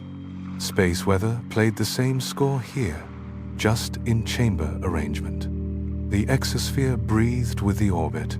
Sodium and potassium brightened and faded in cycles tied to Mercury's eccentric path, to micrometeoroid streams, and to the long dawns when sunlight first touches night-soaked ground. Images at sodium's yellow wavelengths showed a faint fan streaming anti-sunward atoms pushed by radiation pressure, remade each day from surface materials and carried downwind. Mercury's air, such as it is, turned out to be a verb. Atoms knocked free, heated free, sputtered free, then hopping or escaping one by one. Tectonics gained a timeline. Lobate scarps sweeping thrust fault cliffs proved far more widespread than flyby glimpses suggested. They cross-cut young plains as readily as old highlands, telling a story not of one ancient squeeze, but of long-lived, planet-wide contraction. By measuring offsets and tracing how scarps drape different terrains, the mission helped estimate total shrinkage, since the crust set kilometers of radius lost, enough to crumple a rigid shell into a world of folds. In low sun, those cliffs are a map of cooling written across the skin. Weaving the threads together left a picture that feels both rich and inevitable. The gravity field's inertia said enormous core.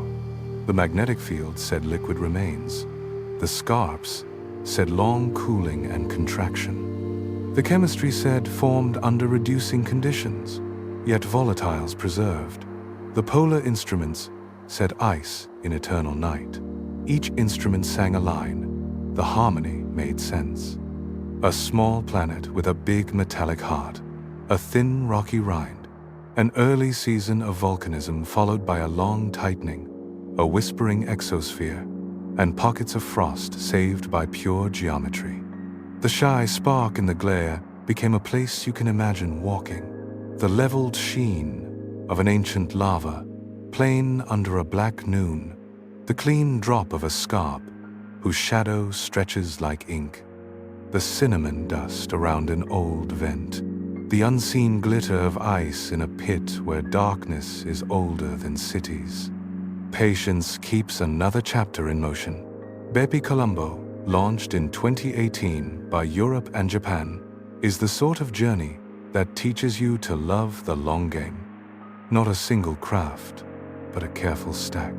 A transfer stage with ion engines, and 2 scientific orbiters tucked for the cruise. The transfer stage provides the steady push. When the moment comes, it will step aside. Europe's Mercury planetary orbiter will slip into a tight, low path to map surface and interior. Japan's Mio will take a wider lane through the magnetic environment, watching the solar wind play miniature storms against a small shield. Getting down to Mercury is harder than it sounds. Near the sun, gravity holds fast. Without air, you cannot brake on a cushion. You must be clever or burn a lot. The mission chose clever. Solar electric thrust and planetary slingshots. 1 swing by Earth, 2 by Venus, 6 by Mercury, 9 assists in all, bleeding speed until the planet can catch it, with orbital insertion planned for late 2026. Each pass is a precise handshake. Along the way, cameras have peeked over new horizons, and radios have felt gravity's tug, sharpening the mass map. A skim past the north returned crisp views of polar craters and broad volcanic plains, and the rim of a basin more than 1,500 kilometers wide. Previews of what the orbiters will deliver when they separate and begin their own dances. The convoy's design is exact and resilient. Up front, the transfer module spreads solar arrays and whispers with ion thrusters, sipping xenon, turning sunlight into a steady push. Behind rides the European orbiter, cocooned in a sun-shielded cradle that shelters Japan's Mio from heat. Built for years of hot daylight, long eclipses, and tight inward spirals, the stack will part at Mercury. Mio will ride high and wide through the magnetosphere. MPO will lace low, reading chemistry from light, sounding the interior with the planet's own tides, and mapping scarps in fine relief. The questions waiting are simple to state and delicious to answer. How the dynamo keeps its lopsided shape. How scarps are distributed where messenger soar less well. How ice varies from crater to crater. How sodium tails wax with geometry and the timed drizzle of dust. Whether hollows are still forming in measurable fits and starts. Whether crustal rocks carry a legible diary of ancient fields. None of it hurries. The transfers are long. The arrivals are exact. The reward is clarity. One mission showed a world tightening around a large heart and keeping ice in the coldest corners of its thoughts. The next will refine the lines between interior and exterior, between heat and hush, until they read even cleaner.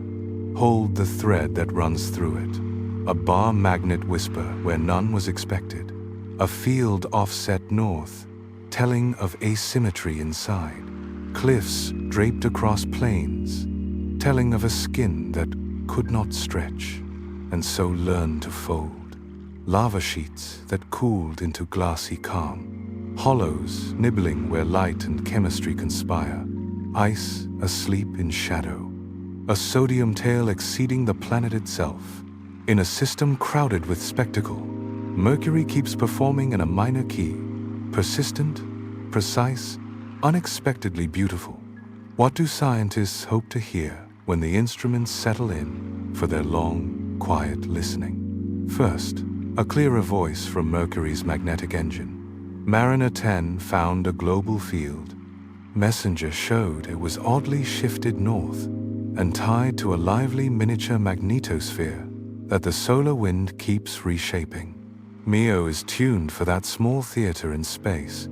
It will taste the charged particles and fields above the poles, follow energy as it funnels down the magnetic cusps and knocks atoms off the surface, and watch the magnetotail stretch and snap like a thin, glowing thread. The goal is simple and deep.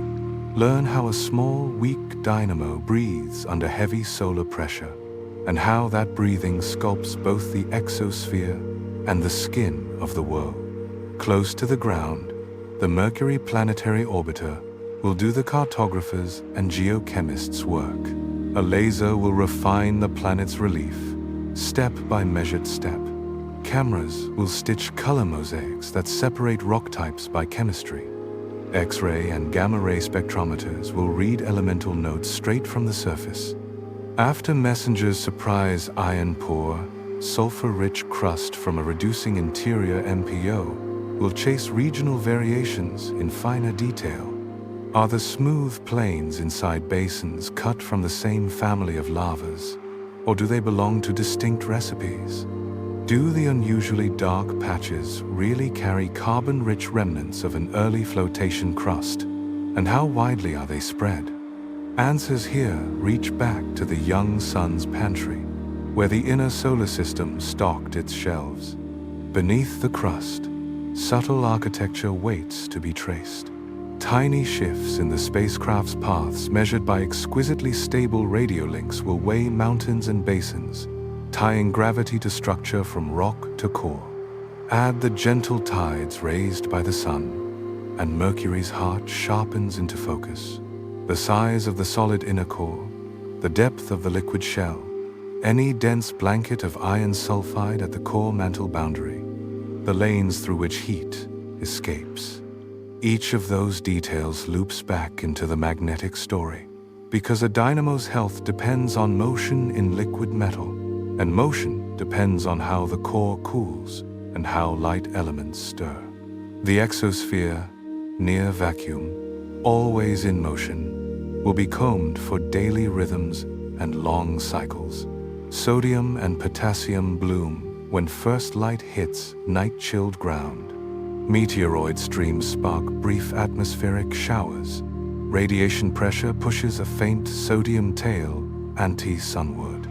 With MEO above and MPO below, surface sources can be tied to clouds and tails and to magnetic funnels, turning scattered hints into a connected system. The poles hold their own quiet urgency.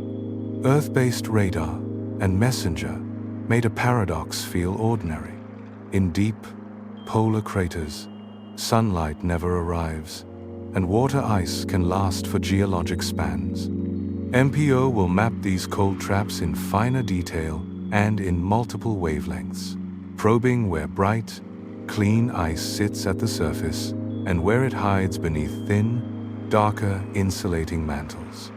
MEO's measurements of the high-latitude magnetic environment will show how charged particles and dust weather those frosts.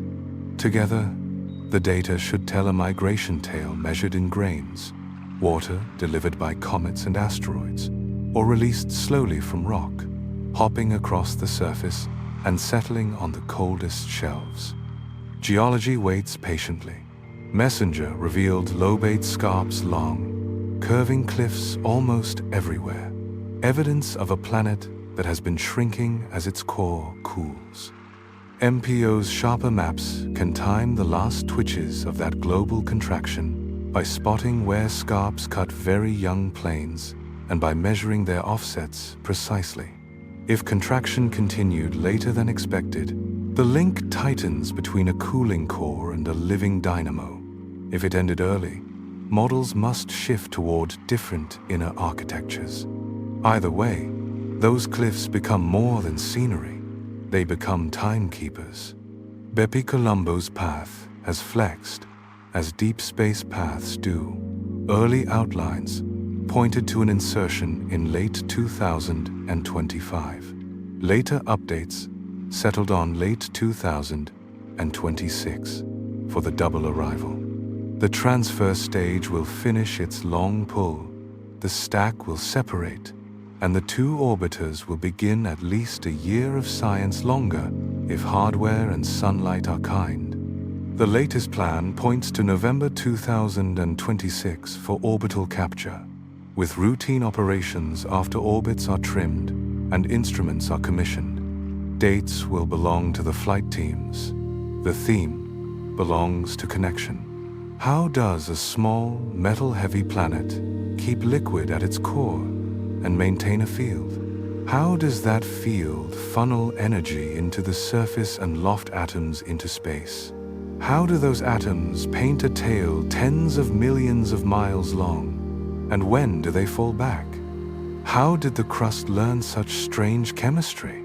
And why did volcanism arrive as broad floods and then fade into hush? Two perspectives, MEO, high and wide, MPO low and close, are built like a pair of eyes. Depth from comparison, clarity from overlap. There's a gentle grace to the mission's style.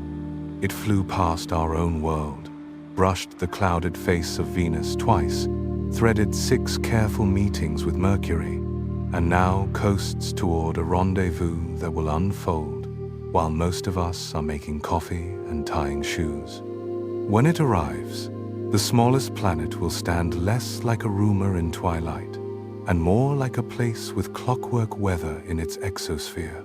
Cliffs that are slow-motion tectonics, frost in perpetual shade, and a magnetic song still playing from a deep metallic heart. Discoveries will not shout. They will accrue, orbit by orbit, until the picture feels inevitable, the kind of inevitability that only comes from taking your time and listening well. Mercury teaches across family lines. The moon shares its craters and its honesty, but the likeness is skin deep. The moon is rock wrapped around a modest core. Mercury is mostly metal, wrapped in rock. Gravity is stronger on Mercury, nudging craters toward different proportions and favoring peak ring basins where lunar craters still lift single central peaks. The moon's scarps exist, but they are smaller and fewer. Mercury's sweep across continents of ground because an oversized core cooled and the whole shell had to fold. Even the smooth plains tell different stories. Lunar maria are basalt seas from a mantle that still welled up here and there. Mercury's plains carry iron pore, sulfur-rich fingerprints, recipes from a reducing interior. Earth is contrast made plain. Our air and ocean smooth temperature and sculpt land. Plates wander, collide, and recycle. Mountains rise and are worn down. Old scars fade. On Mercury, memory is the default. The pages remain. Earth's field roars, fed by a robust dynamo and helped by plate tectonics that cool the core. Mercury's field is a soft hum from a small sulfur-alloyed core that refused to freeze. Earth's mantle convects thick and deep. Mercury's is thin and leaks heat with few detours, so the crust records global compression rather than drifting continents. If Earth is a symphony, Mercury is a spare piece for metal and stone, impact as melody, early volcanism as harmony, a long diminuendo of cooling and contraction. Venus is the wild sibling, Earth-sized, backward spinning, swaddled in a crushing greenhouse, surfacing in great sweeps. Where Venus hides, Mercury lays everything bare. Venus lacks a global field despite its size. Mercury keeps one despite being small. That pair alone reminds us that size is not destiny. Composition, cooling, and boundary conditions matter. Threaded through the comparisons is Mercury's favorite cameo in physics. 19th century astronomers could account for almost all of the slow swivel of Mercury's elliptical path, its perihelion precession, by adding the tugs of planets and the sun's slight bulge. Almost all, but not all. A stubborn extra 43 arc-seconds per century remained. Some hoped for an unseen inner planet, Vulcan, to supply the missing pull. The sky stayed silent. In 1915, general relativity dissolved the problem without new bodies. Near the sun, space-time curves enough to bend a planet's path by just the right amount. Compute Mercury's motion in that geometry, and the missing angle falls out as a matter of course. The smallest planet closest to the sun became a precise test of a very large idea, and has been confirming it, quietly, ever since. Mercury's legacy in planetary evolution begins with anatomy, a core that swallows most of the planet by radius and mass, capped by a thin mantle and crust. How does such a body arise? The menu has narrowed. One family of explanations leans on the early nebula, where metals condensed readily close to the sun and silicates lagged. Another leans on collisions, glancing, hit-and-run encounters that shaved rock more easily than iron. The likely truth blends both. A metal-friendly neighborhood, sculpted by repeated nudges, left a world whose center of gravity is quite literally its center. Everything since flood lavas, cooling creases, a lopsided field. Ice in shadow reads like variations on that theme. One branch of the story leans on dynamics. A proto-Mercury may have taken one or more glancing blows that shaved off rocky mantle first, leaving a compact, metal-rich survivor. Reality likely blends scripts, a birthplace already friendly to metals. Edited by hit-and-run encounters, then tidied by the young sun's winds, which whisked away debris that might otherwise have fallen back. Whatever the exact proportions, the lesson is plain.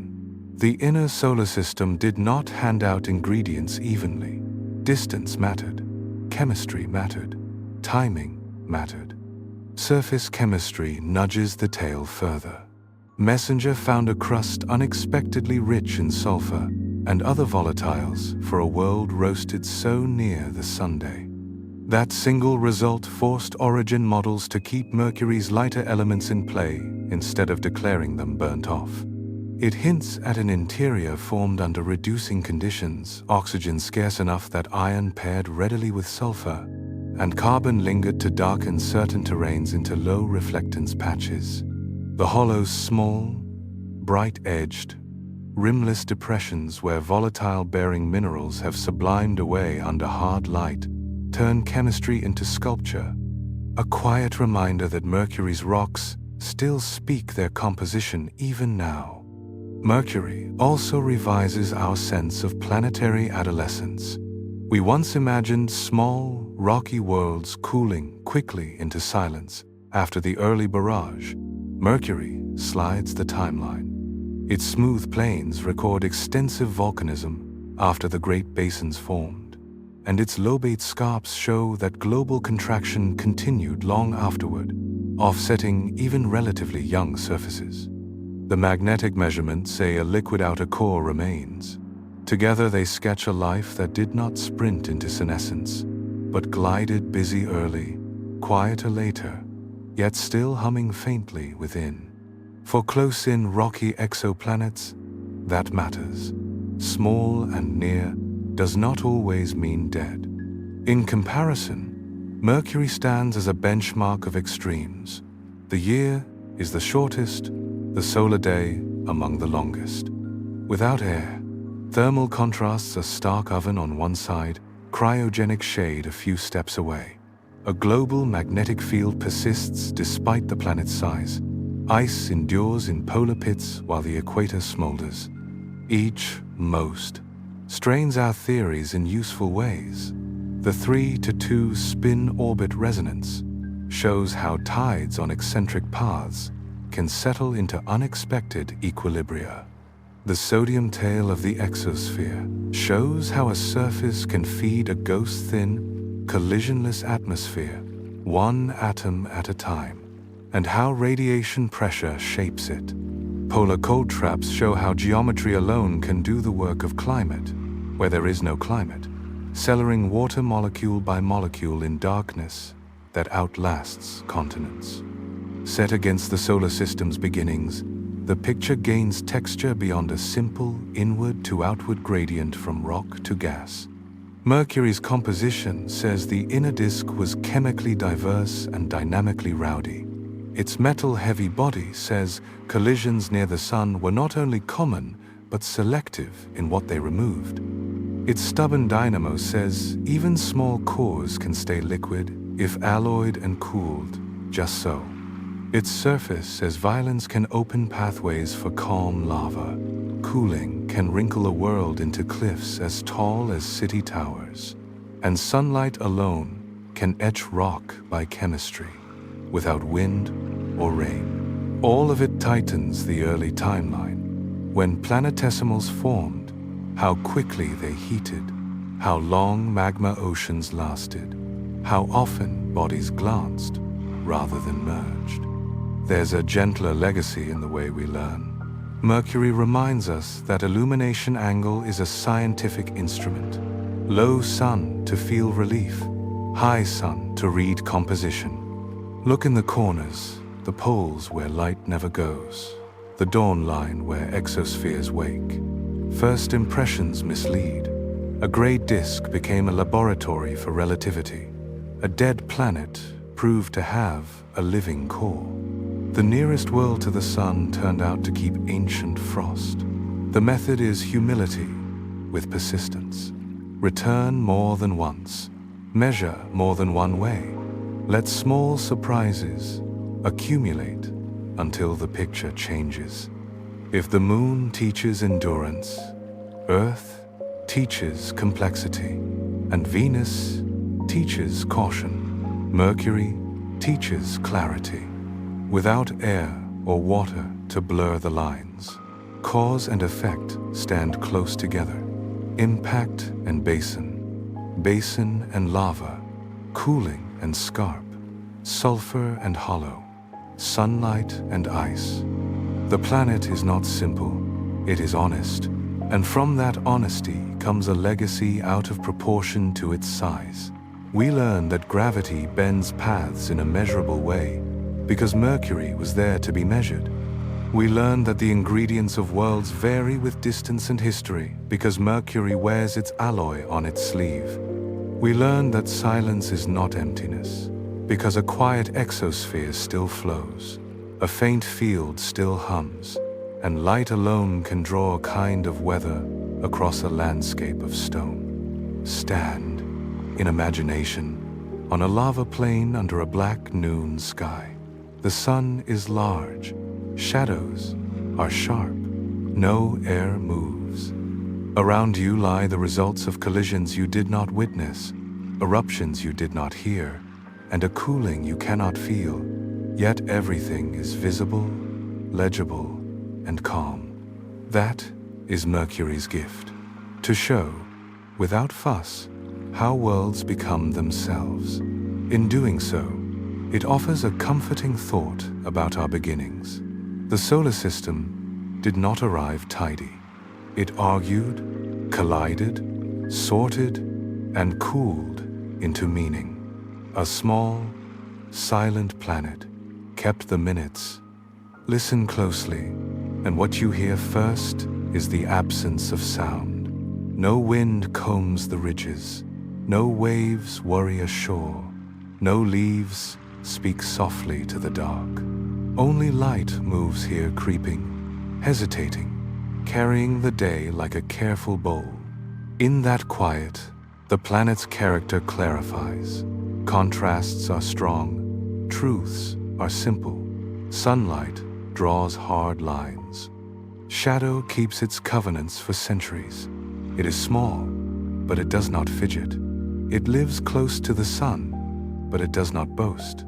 Time is steady, quick in the year, unhurried in the day, faithful to a 3-for-2 rhythm set long ago. We have walked with it in thought. We have stood on the rim of Calorus and traced ring upon ring the echo of a single instant that traveled through the globe and left a field of broken hills on the far side. We have wandered the smooth volcanic plains and the older, pitted, intercrater ground, reading age in crispness and chemistry and color. We have climbed lobate scarps and felt the world tuck itself inward by degrees, the crust stepping over itself to accommodate a shrinking interior. We have peered into bright, shallow hollows, small places where a too-near sun draws secrets from stone. We have looked toward the poles and pictured frost older than history in the everlasting night of deep craters, then turned to the horizon to watch a sunrise so patient it teaches the word anew. We have listened beneath the surface, too, where Mercury carries an ocean of liquid metal around a solid heart. That quiet ocean conducts a slow music that writes a magnetic field into space, weak compared with Earth's, yet exact and enduring, offset and distinctive proof that motion persists below, even as the crust wrinkles above. Small is not the same as simple, and near is not the same as empty. The smallest planet can hold a dynamo. The closest planet to the sun can keep ice. A world without weather can still be busy in ways our senses must learn how to see. Mercury has a way of drawing out good questions. Why 3 spins for 2 orbits? And what does that make of sunrise and noon? How does a planet that ought to have frozen keep a field alive? What kind of early kitchen can bake a body so metal-rich and yet preserve sulfur and other volatiles? How does ice find shadow in a place where light is so assured?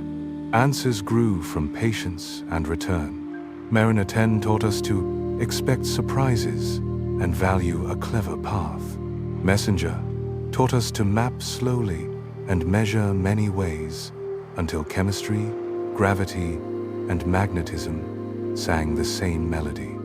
Another traveler is on the way to add new lines to that song. The theme, though, is already on the page. Mercury is not a footnote in anyone else's story. It is its own short, dense text, the book you keep within reach because it reads differently every time the light shifts. On Earth, air, water, and life braid causes and effects into a chorus.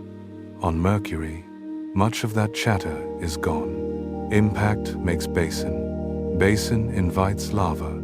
Lava cools and the planet tightens. Sunlight etches. Shadow preserves. The sequence is not cold. It is clear. That clarity lets us test ideas about how rocky worlds begin cooling and arranging without the complicated choir. Spending time with Mercury also changes your scale of patience. Our days are full of urgent things, messages and clocks and quick weather. Mercury asks you to imagine a dawn drawn out over weeks, a noon that hesitates, a sunset that lingers until you can feel the planet's motion in your bones. It invites you to think of heat and cold as principles rather than comforts, to notice that a few careful steps can trade one for the other, to remember that geometry is a quiet kind of climate, no less exact for being hushed. It rewards the kind of looking that takes time. Low sun, long shadow, repeated passes in different light, the pace that suits a bedtime mind, where detail slows, settles, and finds the right place to rest. And even here, a smile fits. A planet famous for speed keeps one of the longer solar days. A world next to the sun keeps ice. A body thought too small for a living heart hums with a field. An airless world wears a comet-like tail of sodium atoms, a gentle reminder that air can be a verb as well as a noun. Not punchlines, just soft reversals that leave you lighter for knowing them. Gratitude grows alongside the facts. Trajectories borrow gravity like a careful dancer borrows weight from a partner. Instruments measure in colors our eyes cannot see, and in times no hands can count. Teams spend years for a single mosaic, a single curve on a plot, a single pass in darkness that catches the edge of a crater and proves it is shadow forever. The planet is silent. The attention is full of human sound, calculation, argument, patience, and that soft celebration when a row of numbers makes a mystery less so. To notice a small world honestly is a kind of kindness.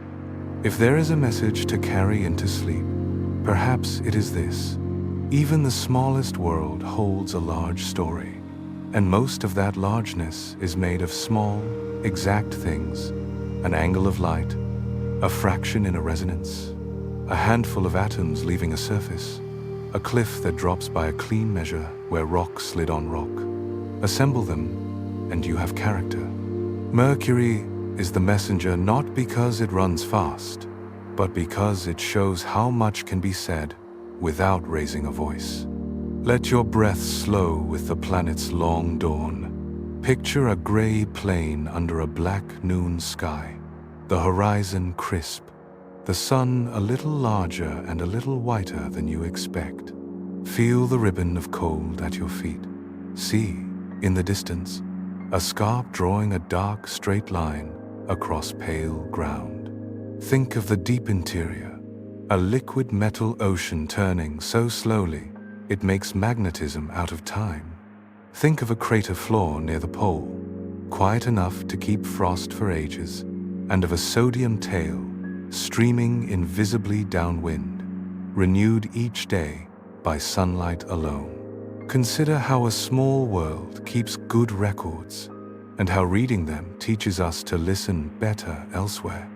The next time a tiny spark rides the horizon early or late, you'll know a little more of what it is. Not merely a point slipping into glare, but a patient planet that has kept minutes for the solar system since before there were names for minutes to keep. Content to circle, to turn, to mark long dawns and longer dusks, to let physics write poetry on stone. And as your eyes close, let one quiet note remain, a soft confidence that the universe is full of stories precisely where it seems most bare. Mercury wears one of them openly. Look, wait a little, and let the silence do the rest.